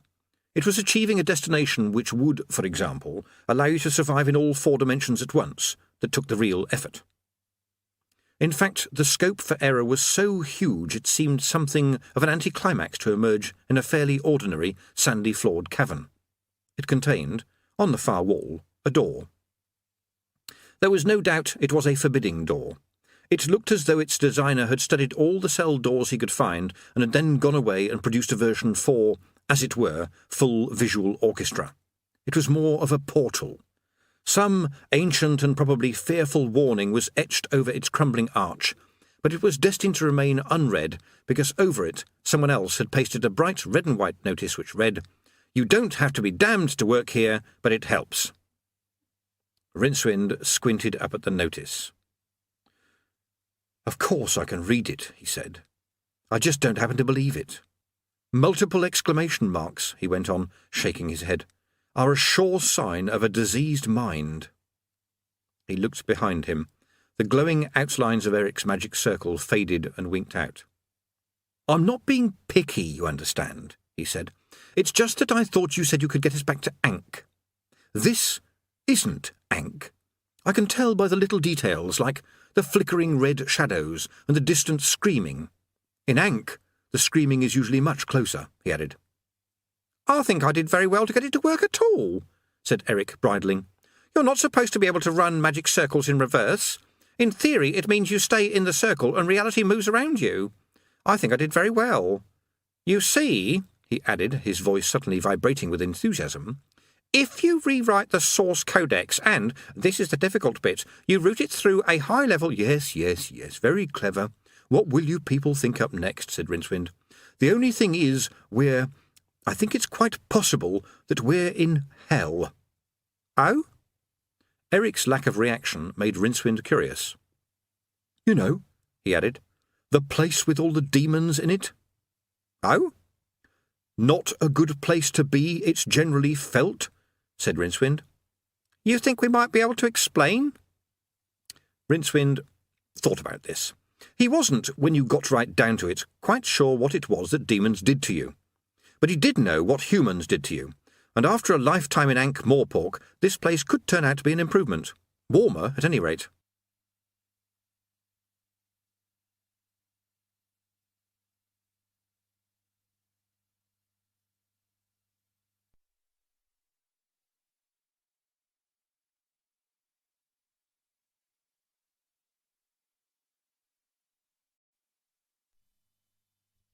CD 4. He looked at the door knocker. It was black and horrible, but that didn't matter because it was so tied up that it couldn't be used. Beside it, with all the signs of being installed recently by someone who didn't know what they were doing and didn't want to do it, was a button set into the splintered woodwork. Rincewind gave it an experimental prod. The sound it produced might once have been a popular tune, possibly even one written by a skilled composer to whom had been vouchsafed for a brief, ecstatic moment the music of the spheres. Now, however, it just went bing-bong, ding-dong. And it would be a lazy use of language to say that the thing that answered the door was a nightmare.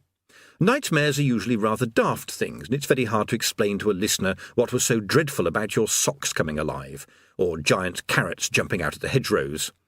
This thing was the kind of terrifying thing that could only be created by someone sitting down and thinking horrible thoughts very clearly. It had more tentacles than legs, but fewer arms than heads. It also had a badge. The badge said, "My name is Urgle-Flogger, spawn of the pit and loathly guardian of the dread portal. How may I help you?" It was not very happy about this. "Yes," it rasped. Rincewind was still reading the badge. "How may you help us?" he said, aghast.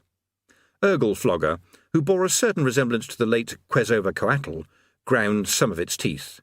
"Hi there," it intoned, in the manner of one who has had the script patiently explained to him by someone with a red-hot branding iron.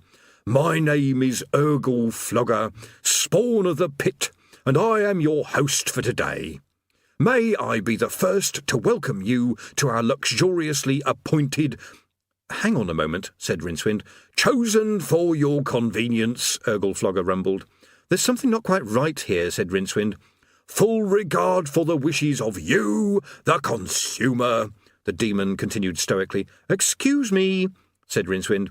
"As pleasurable as possible," said Urgle-Flogger.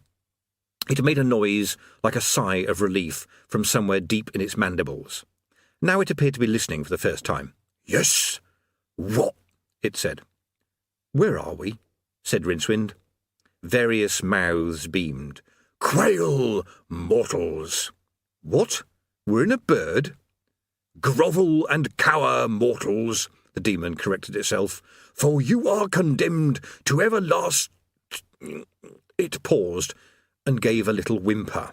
"There will be a period of corrective therapy," it corrected itself again, spitting out each word, "which we hope to make as instructive and enjoyable as possible, with due regard to all the rights of you, the customer." It eyed Rincewind with several eyes. "Dreadful, isn't it?" it said in a more normal voice. "Don't blame me. If it was up to me, it would be the old burning thing is up the what's-it, toot sweet." "This is hell, isn't it?" said Eric. "I've seen pictures." "You're right there," said the demon mournfully. It sat down, or at least folded itself in some complicated way. "Personal service, that's what it used to be.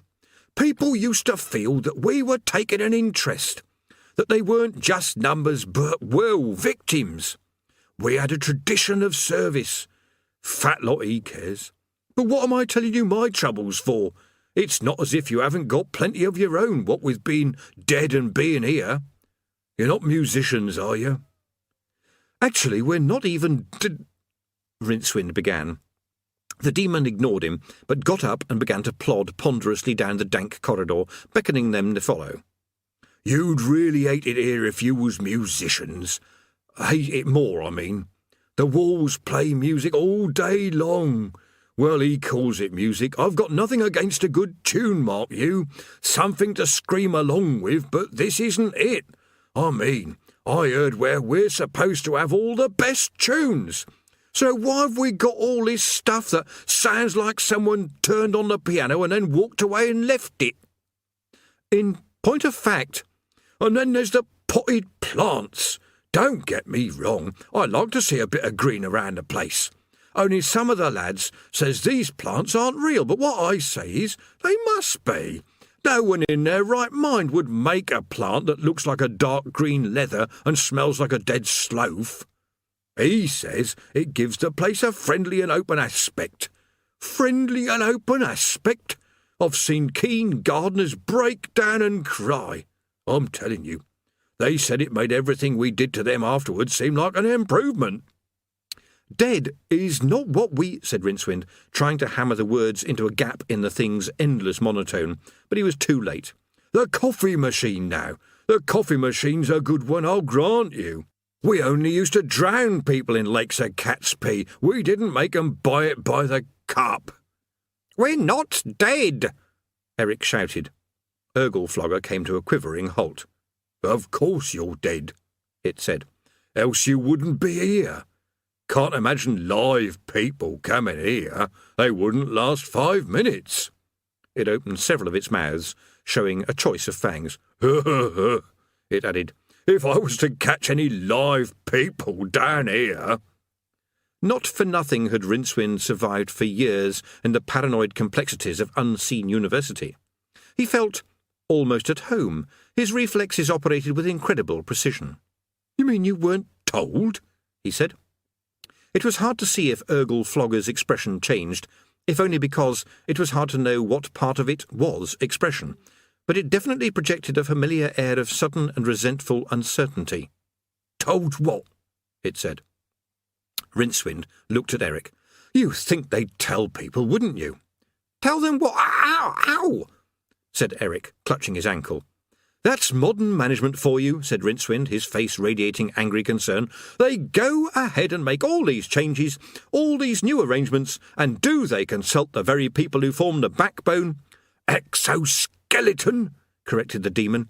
"Or other calcareous or chitinous structure of the organisation," Rincewind finished smoothly. He waited expectantly for what he knew would have to come. "Not them," said Urgle Flogger. "Too busy sticking up notices, they are." "I think that's pretty disgusting," said Rincewind. "Do you know," said Urgle Flogger, "they wouldn't let me on the club 18,000 to 30,000 holiday. Said I was too old. Said I would spoil the fun." "What's the netherworld coming to?" said Rincewind sympathetically. "They never come down here, you know," said the demon, sagging a bit. "They never tell me anything. Oh, yes, very important. Only keeping a bloody gate. Most important, I don't think." "Look," said Rincewind, "you wouldn't like me to have a word, would you?" "Down here all hours, seeing 'em in." "Perhaps if we spoke to someone," said Rincewind. The demon sniffed, from several noses at once. "Would you?" it said. "Be happy to," said Rincewind. Urgle Flogger brightened a little, but not too much, just in case. "Can't do any harm, can it?" it said. Rincewind steeled himself and patted the thing on what he fervently hoped was its back. "Don't you worry about it," he said. "That's very kind of you." Rincewind looked across the shuddering heap at Eric. "We'd better go," he said, "so we're not late for our appointment." He made frantic signals over the demon's head. Eric grinned. "Yeah, right, appointment," he said. They walked up the wide passage. Eric started to giggle hysterically. "This is where we run, right?" "This is where we walk," said Rincewind. "Just walk. The important thing is to act nonchalant. The important thing is to get the timing right." He looked at Eric. Eric looked at him. Behind them, Urgle Flogger made a kind of "I've just worked it out" noise. "About now?" said Eric. "About now I think would do it, yes." They ran. Hell wasn't what Rincewind had been led to expect, although there were signs of what it might once have been. A few clinkers in a corner, a bad scorch mark on the ceiling. It was hot, though, with the kind of heat that you get by boiling air inside an oven for years. Hell, it has been suggested, is other people.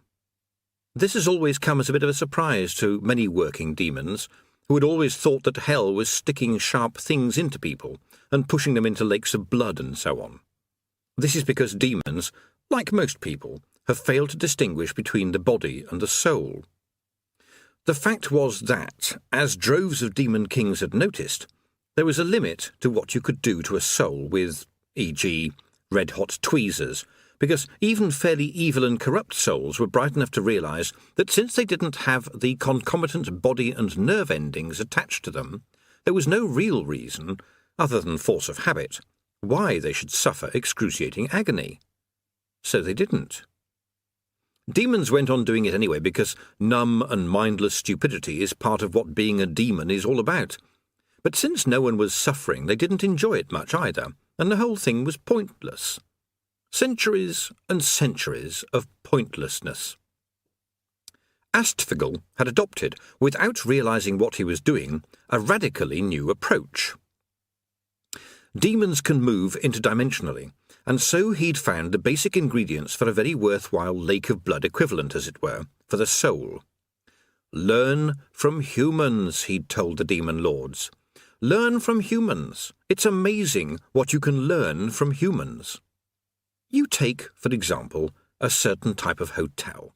It is probably an English version of an American hotel, but operated with that peculiarly English genius for taking something American and subtracting from it its one worthwhile aspect, so that you end up with slow, fast food, West country and Western music, and, well, this hotel. It's early closing day. The bar is really just a pastel pink panelled table with a silly ice bucket on it, set in one corner, and it won't be open for hours yet. And then you add rain, and let the one channel available on the only TV be perhaps Welsh Channel 4, showing its usual Mobius Eisteddfod from Pant y Gerdel. And there is only one book in this hotel left behind by a previous victim. It is one of those where the name of the author is on the front in raised gold letters much bigger than the title, and it probably has a rose and a bullet on there too. Half the pages are missing. And the only cinema in the town is showing something with subtitles and French umbrellas in it. And then you stop time, but not experience, so that it seems as though the very fluff in the carpet is gradually rising up to fill the brain and your mouth starts to taste like an old denture. And you make it last forever and ever. That's even longer than from now until opening time. And then you distill it.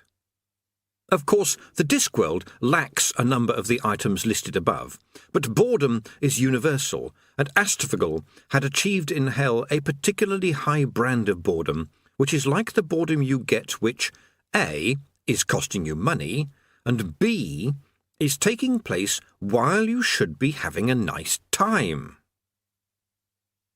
The caverns that opened before Rincewind were full of mist and tasteful room dividers.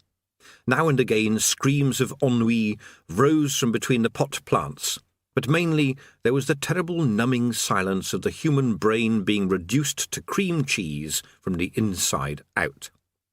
"I don't understand," said Eric. "Where are the furnaces? Where are the flames? Where," he added hopefully, "are the succubi?" Rincewind peered at the nearest exhibit. A disconsolate demon, whose badge proclaimed it to be Azaremoth, the stench of dog breath, and moreover hoped that the reader would have a nice day, was sitting on the edge of a shallow pit wherein lay a rock, on which a man was chained and spread-eagled. A very tired-looking bird was perched beside him. Rincewind thought that Eric's parrot had it bad, but this bird had definitely been through the mangle of life. It looked as though it had been plucked first, and then had its feathers stuck back on. Curiosity overcame Rincewind's usual cowardice. "What's going on?" he said. "What's happening to him?" The demon stopped kicking his heels on the edge of the pit. It didn't occur to it to question Rincewind's presence. It assumed that he wouldn't be here unless he had a right to be. The alternative was unbelievable. "I don't know what he'd done," it said, "but when I first came here his punishment was to be chained to that rock, and every day an eagle would come down and peck his liver out. Bit of an old favourite, that one." "It doesn't look as though it's attacking him now," said Rincewind. "Nah, it's all changed. Now it flies down every day and tells him about its hernia operation. Now it's effective, I'll grant you," said the demon sadly, "but it's not what I'd call torture." Rincewind turned away, but not before catching a glimpse of the look of terminal agony on the victim's face. It was terrible. There was worse, however. In the next pit, several chained and groaning people were being shown a series of paintings. A demon in front of them was reading from a script. "This is when we were in the fifth circle, only you can't see where we stayed. It was just off to the left there. And this is that funny couple we met. You'd never believe it. They lived on the icy plains of doom, just next door to—" Eric looked at Rincewind. "It's showing them pictures of itself on holiday," he said. They both shrugged and walked away, shaking their heads. Then there was a small hill. At the bottom of the hill there was a round rock. Beside the rock sat a manacled man, his despairing head buried in his hands. A squat green demon stood beside him, almost buckling under the weight of an enormous book. "I've heard of this one," said Eric. "Man who went and defied the gods or something. Got to keep pushing that rock up the hill, even though it rolls back all the time." The demon looked up. "But first," it trilled, "he must listen to the unhealthy and unsafety regulations governing the lifting and moving of large objects." Volume 93 of the commentaries, in fact. The regulations themselves comprised a further 1,440 volumes. Part 1, that is. Rincewind had always liked boredom, treasuring it if only because of its rarity value. It had always seemed to him that the only times in his life when he wasn't being chased, imprisoned, or hit were when he was being dropped from things, and while falling a long way always had a certain sameness about it, it did not really count as boring. The only time he could look back on with a certain amount of fondness was his brief spell as assistant librarian at Unseen University, when there wasn't much to do except read books, make sure the librarian's banana supply wasn't interrupted, and rarely help him with a particularly recalcitrant grimoire. Now he realised what made boredom so attractive. It was the knowledge that worse things, dangerously exciting things, were going on just around the corner, and that you were well out of them. For boredom to be enjoyable, there had to be something to compare it with, whereas this was just boredom on top of more boredom, winding in on itself until it became a great, crushing sledgehammer which paralysed all thought and experience and pounded eternity into something like flannel. "This is dreadful," he said. The chained man raised a haggard face. "You're telling me," he said. "I used to like pushing the ball up the hill. You could stop for a chat, you could see what was going on, you could try various holds and everything. I was a bit of a tourist attraction. People used to point me out. I wouldn't say it was fun, but it gave you a purpose in the afterlife." "And I used to help him," said the demon, its voice raw with sullen indignation. "Give you a bit of a hand sometimes, didn't I? Pass on a bit of gossip and that. Sort of encourage him when it rolled back and that. I'd say things like, 'Whoops, there goes the bleeder again,' and he'd say, 'Bugger it.' We had some times, didn't we? Great times." It blew its nose. Rincewind coughed. "It's getting too much," said the demon. "We used to be happy in the old days. It wasn't as if it used to hurt anyone much, and, well, we was all in it together." "That's it," said the chained man. "You knew if you kept your nose clean you'd stand a chance of getting out one day. You know, once a week now I have to stop this for craft lessons." "That must be nice," said Rincewind uncertainly. The man's eyes narrowed. "Basket work," he said. "I've been here 18 millennia, demon and imp," grumbled the demon. "I learned my trade, I did. 18,000 bloody years behind the pitchfork, and now this, reading a—" A sonic boom echoed the length of hell. "Oi, oi," said the demon. "He's back. He sounds angry too. We'd better get our heads down." And indeed, all over the circles of Hades, demons and damned were groaning in unison and getting back to their private hells. The chained man broke into a sweat. "Look, Vizimuth," he said, "couldn't we just sort of miss out 1 or 2 paragraphs?" "It's my job," said the demon wretchedly. "You know he checks up. It's more than my job's worth." He broke off, gave Rincewind a sad grimace, and patted the sobbing figure with a gentle talon. "Tell you what," he said kindly, "I'll skip some of the sub-clauses." Rincewind took Eric by an unresisting shoulder. "We'd better get along," he said quietly. "This is really horrible," said Eric as they walked away. "It gives evil a bad name." Said Rincewind. He didn't like the sound of him being back and him being angry. Whenever something important enough to deserve capital letters was angry in the vicinity of Rincewind, it was usually angry with him. "If you know such a lot about this place," he said, "perhaps you can remember how to get out." Eric scratched his head. "It helps if one of you is a girl," he said. "According to Ephebian mythology, there's a girl who comes down here every winter." "To keep warm?" I think the story says she actually creates the winter, sort of. I've known women like that, said Rincewind, nodding wisely. Or it helps if you've got a liar, I think. Ah, we could be on firmer ground here, said Rincewind. He thought for a bit and then said, My dog has 6 legs. The kind you play, said Eric patiently. Oh. And when you do leave, if you look back, I think pomegranates come into it somewhere, or you turn into a piece of wood. I never look back, said Rincewind firmly. One of the first rules of running away is never look back. There was a roar behind them. Especially when you hear loud noises, Rincewind went on. When it comes to cowardice, that's what sorts out the men from the sheep. You run straight away. He grabbed the skirts of his robe. And they ran and ran until a familiar voice said, Oh, ho there, dear lads. Hop up, it's amazing how you meet old friends down here. And another voice said, What's name?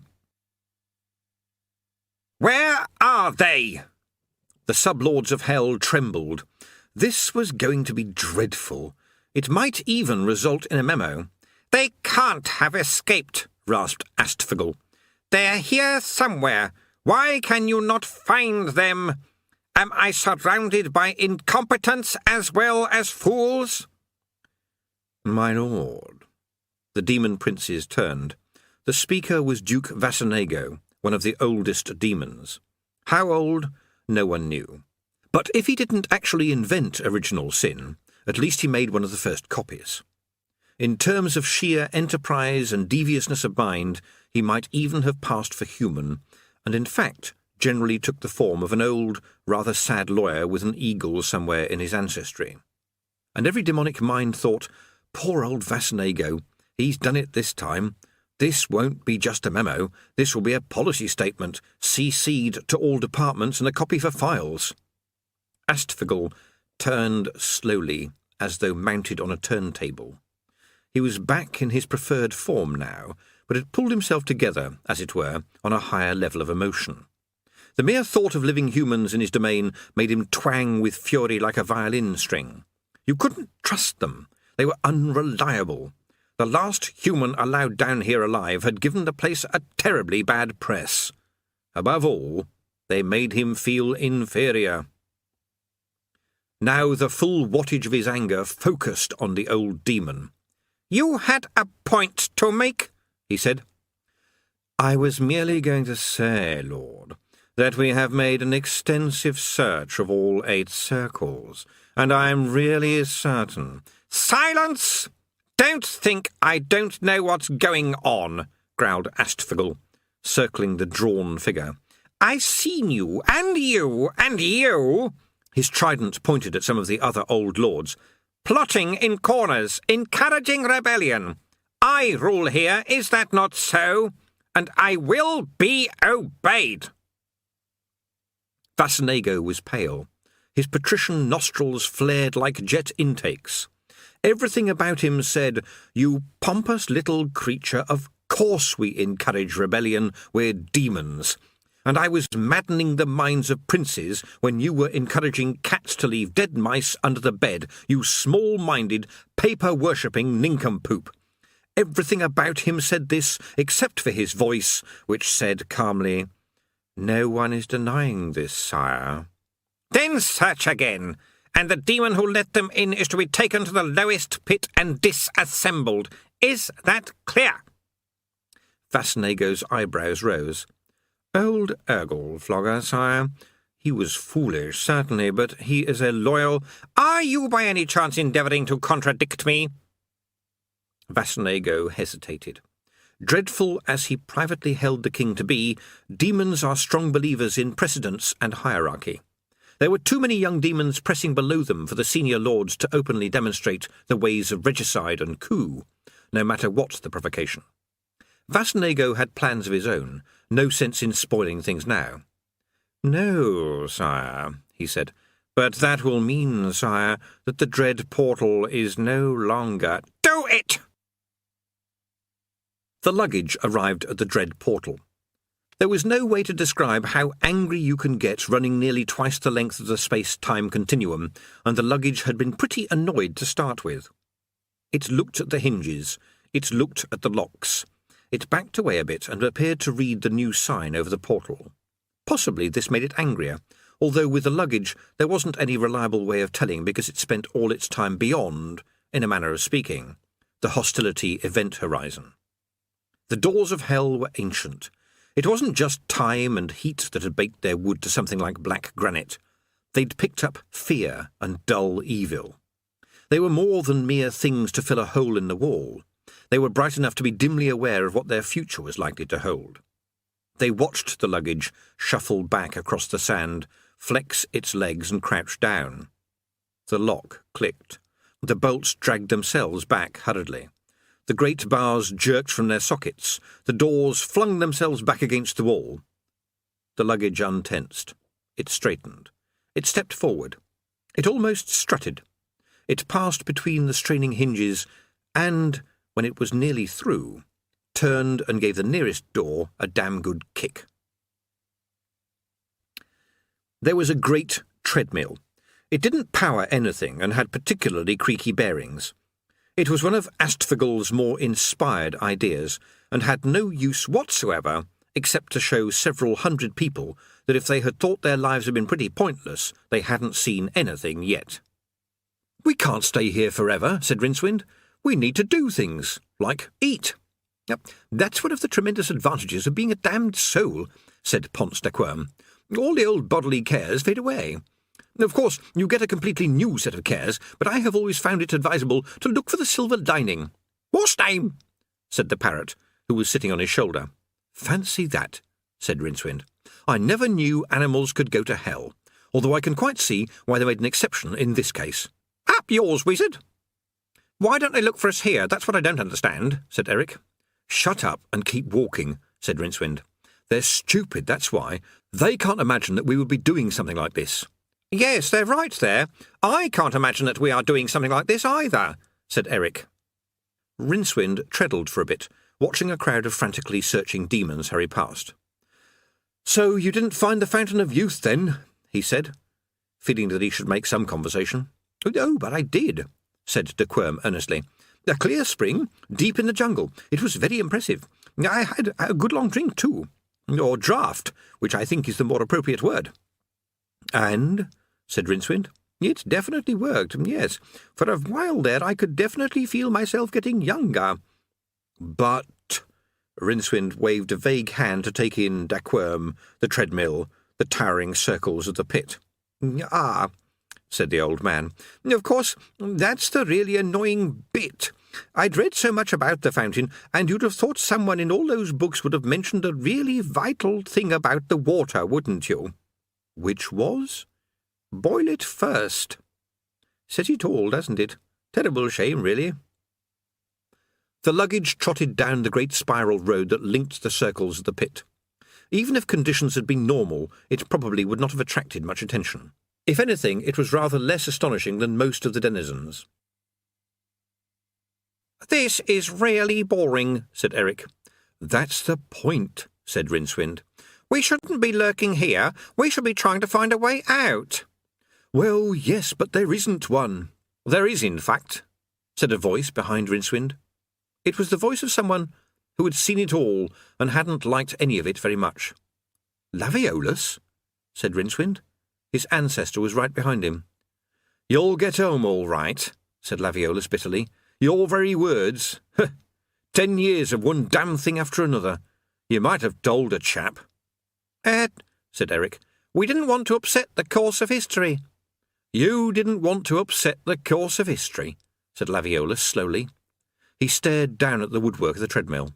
"Oh, good. That makes it all right. I feel a lot better for knowing that. Speaking as the course of history, I'd like to say thank you very much." Excuse me," said Rincewind. "Yes?" "You said there's another way out?" "Oh, yes, a back way." "Where is it?" Laviolus stopped treadling for a moment and pointed across the misty hollow. "See that arch over there?" Rincewind peered into the distance. Just about, he said. Is that it? Yes, a long steep climb. Don't know where it comes out, though. How did you find out about it? Laviolus shrugged. Ask a demon, he said. There's always an easier way of doing everything, you know. It'd take forever to get there, said Eric. It's right on the other side. We'd never make it. Rincewind nodded and glumly continued the endless walk. After a few minutes he said, Has it struck you we seem to be going faster? Eric turned around. The luggage had stepped aboard and was trying to catch up with them. Astfigel stood in front of his mirror.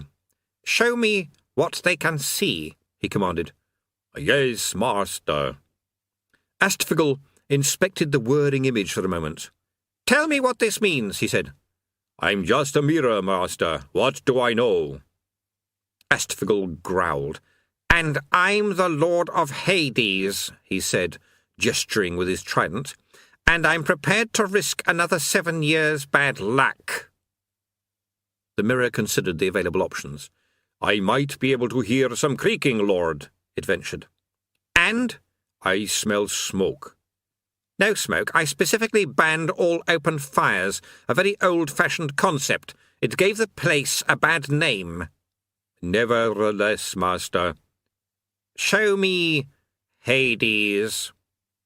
The mirror gave of its best. The king was just in time to see the treadwheel, its bearings glowing red-hot, crash down from its mountings and roll as deceptively slowly as an avalanche across the country of the damned.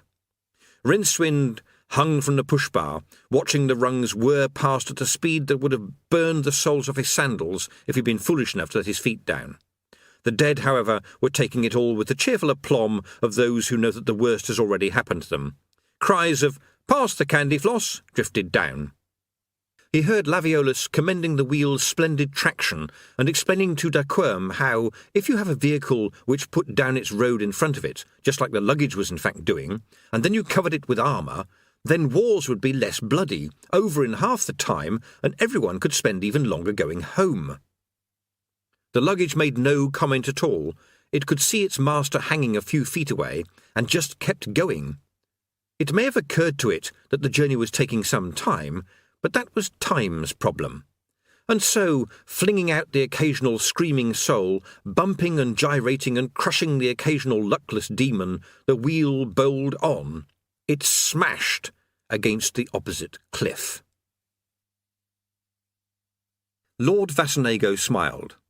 Now, he said, it is time. The other senior demons looked a bit shifty. They were, of course, steeped in evil, and Astfigel was definitely not one of us, and the most revolting little oik ever to oil his way into the post. But, well, perhaps there were some things that were too... Learn from the ways of humans, mimicked Vassonago. He bade me learn from humans. Me. The impudence, the arrogance. But I watched. Oh, yes, I learned. I planned. The look on his face was unspeakable. Even the lords of the nethermost circles who gloried in villainy had to turn their heads. Duke Drazometh the Putrid raised a hesitant talon. But if he even suspects, he said, I mean, he has a foul temper on him. Those memos, he shuddered. But what are we doing? Vassonago spread his hands in a gesture of innocence. Where is the harm in it? Brothers, I ask you, where is the harm? His fingers curled. The knuckles shone white under the thin, blue-veined skin as he surveyed the doubting faces. Or would you rather receive another statement of policy? He said. Expressions twitched as the lords made up their minds like a row of dominoes falling over. There were some things on which even they were united. No more policy statements, no more consultative documents, no more morale-boosting messages to all staff. This was hell, but you had to draw the line somewhere. Earl Beezlemoth rubbed one of his 3 noses. And humans somewhere thought this up all by themselves, he said. We didn't give them any, hints. Vassonago shook his head. All their own work, he said proudly. like a fond schoolmaster who has just seen a star pupil graduate summa cum laude. The Earl stared into infinity. "I thought we were supposed to be the ghastly ones," he said, his voice filled with awe. The old lord nodded. He'd waited a long time for this. While others had talked of red-hot revolution, he'd just stared out into the world of men and watched and marvelled. This Rincewind character had been extremely useful. He'd managed to keep the king totally occupied. He'd been worth all the effort. The damn fool human still thought it was his fingers doing the business. 3 wishes indeed. And thus it was, when Rincewind pulled himself free of the wreckage of the wheel, he found Astfigel, king of demons, lord of hell, master of the pit, standing over him.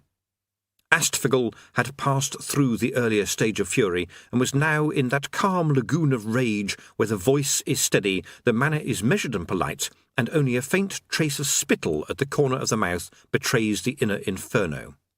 Eric crawled out from under a broken spar and looked up. "Oh dear," he said. The Demon King twirled the trident. Suddenly it didn't look comical any more. It looked like a heavy metal stick with 3 horrible spikes on the end. Astfigel smiled and looked around. "No," he said, apparently to himself, "not here. This is not public enough. Come." A hand grasped each of them by the shoulder. They could no more resist it than a couple of non-identical snowflakes could resist a flamethrower. There was a moment's disorientation, and Rincewind found himself in the largest room in the universe. It was the Great Hall. You could have built moon rockets in it.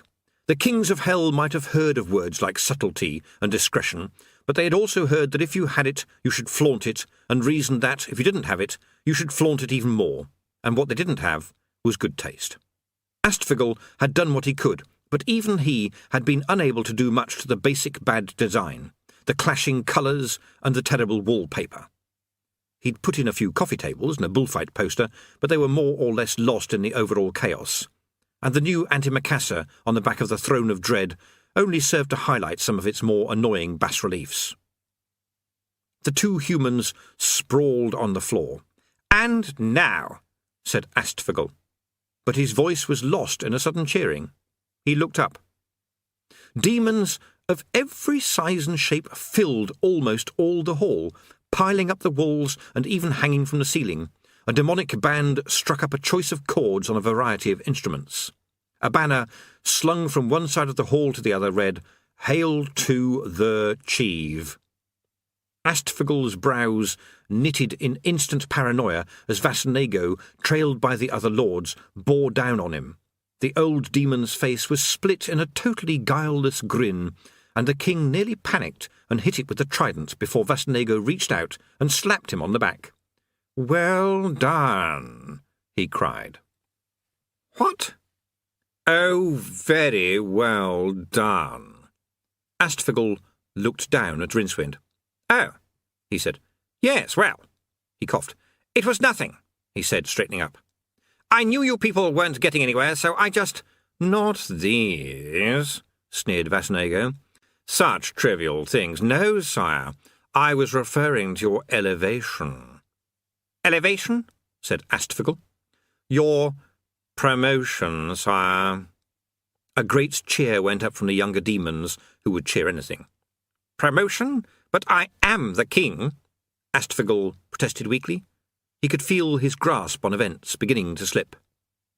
"Phooey," said Vasnego expansively. "Phooey?" "Indeed, sire. King? King? Sire, I speak for all of us when I say that is no title for a demon such as you, sire. A demon whose grasp of organizational matters and priorities, whose insight into the proper functions of our being, whose, if I may say so, sheer intellectual capabilities have taken us to new and greater depths, sire." Despite himself, Astfigel preened. "Well, you know," he began, "and yet we find, despite your position, that you interest yourself in the tiniest details of our work," said Vasnego, looking down his nose at Rincewind. "Such dedication, such devotion." Astfagel swelled. "Of course, I've always felt—" Rincewind pulled himself up on his elbows and thought, "Look out, behind you."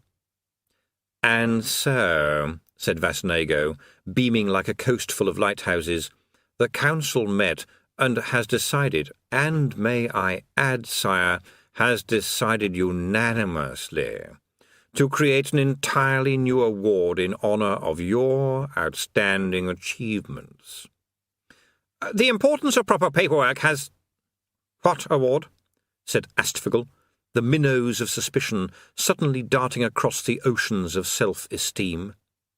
"The position, sire, of Supreme Life President of Hell." The band struck up again. "With your own office, much bigger than the poky thing you have had to suffer all these years, sire, or rather, Mr. President." The band had a go at another chord. The demons waited. "Will there be potted plants?" said Astfagel slowly. "Hosts, plantations, jungles." Astfagel appeared to be lit by a gentle inner glow. "And carpets? I mean, wall to wall?" "The walls have had to be moved apart especially to accommodate them all, sire. And thick piles, sire. Whole tribes of pygmies are wondering why the light stays on at night, sire." The bewildered king allowed himself to have an expansive arm thrown across his shoulder, and was gently led, all thoughts of vengeance forgotten, through the cheering crowds. "I've always fancied one of those special things for making coffee," he murmured, as the last vestiges of self-control were eroded. "A positive manufactory has been installed, sire, and a speaking tube, sire, for you to communicate your instructions to your underlings. And the very latest in diaries, 2 eons to a page, and a thing for coloured marker pens. I've always held that—" "Complete rainbows, sire," Vasnego boomed. "And let us go there without delay, sire, for I suspect that with your normal keen insight, you cannot wait to get to grips with the mighty tasks ahead of you, sire." "Certainly, certainly. Time they were done indeed." An expression of vague perplexity passed across Astfagel's flushed face. "These mighty tasks. Nothing less than a complete, full, authoritative searching and in-depth analysis of our role, function, priorities, and goals, sire." Vasnego stood back. The demon lords held their breath. Astfagel frowned. The universe appeared to slow down. The stars halted momentarily in their courses. "With forward planning," he said at last. "A top priority, sire, which you have instantly pinpointed with your normal incisiveness," said Vasnego quickly. The demon lords breathed again. Astfagel's chest expanded several inches. "I shall need special staff, of course, in order to formulate—" "Formulate the very thing," said Vasnego, who was perhaps getting just a bit carried away. Astfagel gave him a faintly suspicious glance, but at that moment the band struck up again. The last words that Rincewind heard as the king was led out of the hall were, "And in order to analyse information, I shall need—" and then he was gone.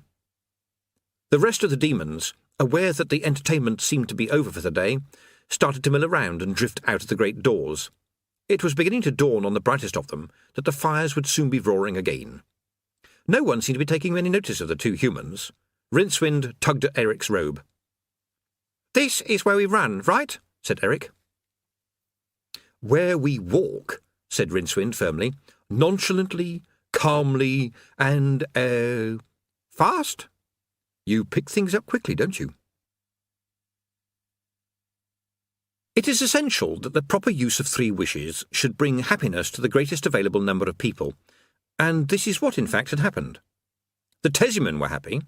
When no amount of worshipping caused the luggage to come back and trample their enemies, they poisoned all their priests and tried enlightened atheism instead, which still meant they could kill as many people as they liked, but didn't have to get up so early to do it.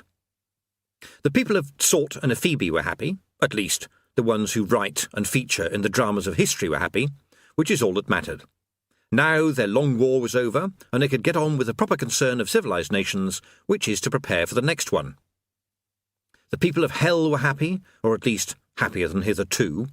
The flames were flickering brightly again, the same old familiar tortures were being inflicted on ethereal bodies quite incapable of feeling them, and the damned had been given that insight which makes hardship so easy to bear, the absolute and certain knowledge that things could be worse.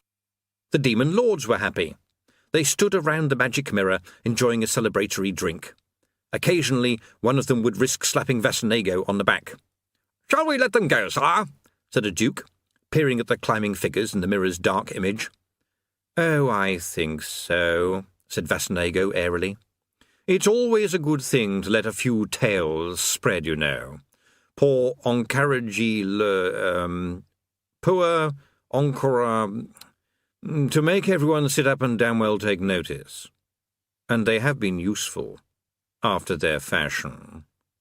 He looked into the depths of his drink, exulting quietly. And yet, in the depths of his curly mind, he thought he could hear the tiny voice that would grow louder over the years, the voice that haunts all demon kings everywhere. "Look out! Behind you!" It is hard to say whether the luggage was happy or not. It had viciously attacked 14 demons so far, and had 3 of them cornered in their own pit of boiling oil. Soon it would have to follow its master, but it didn't have to rush.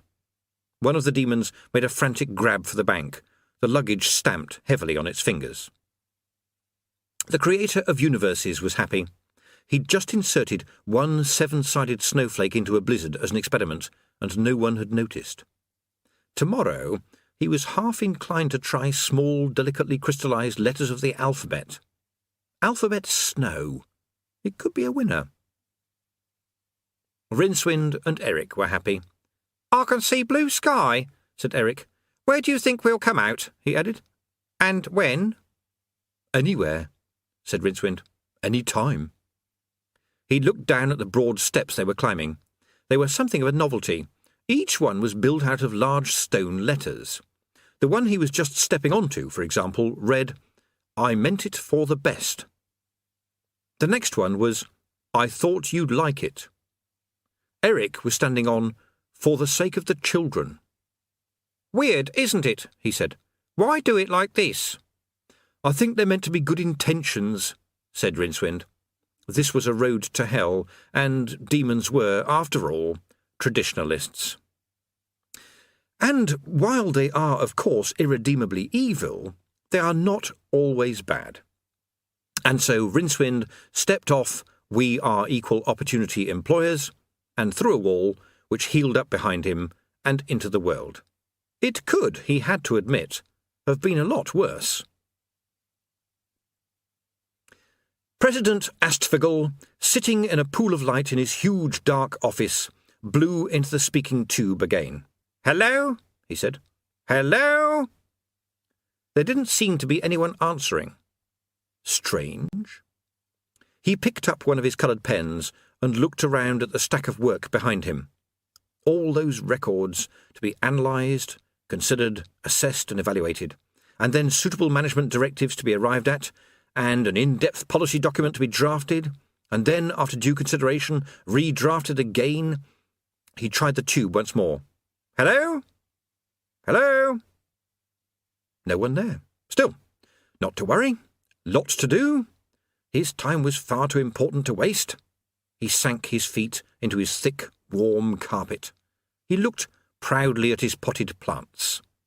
He tapped a complicated assembly of chromed wire and balls, which began to swing and click executively.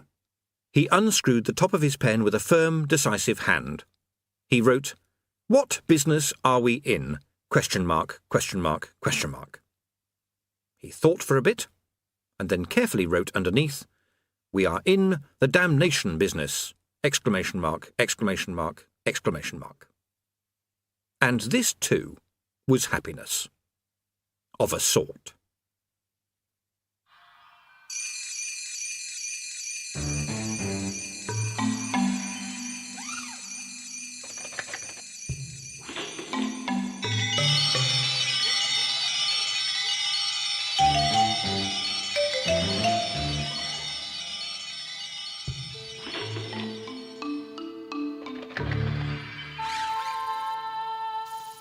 That is the end of Eric. It was written by Terry Pratchett and read by Stephen Briggs.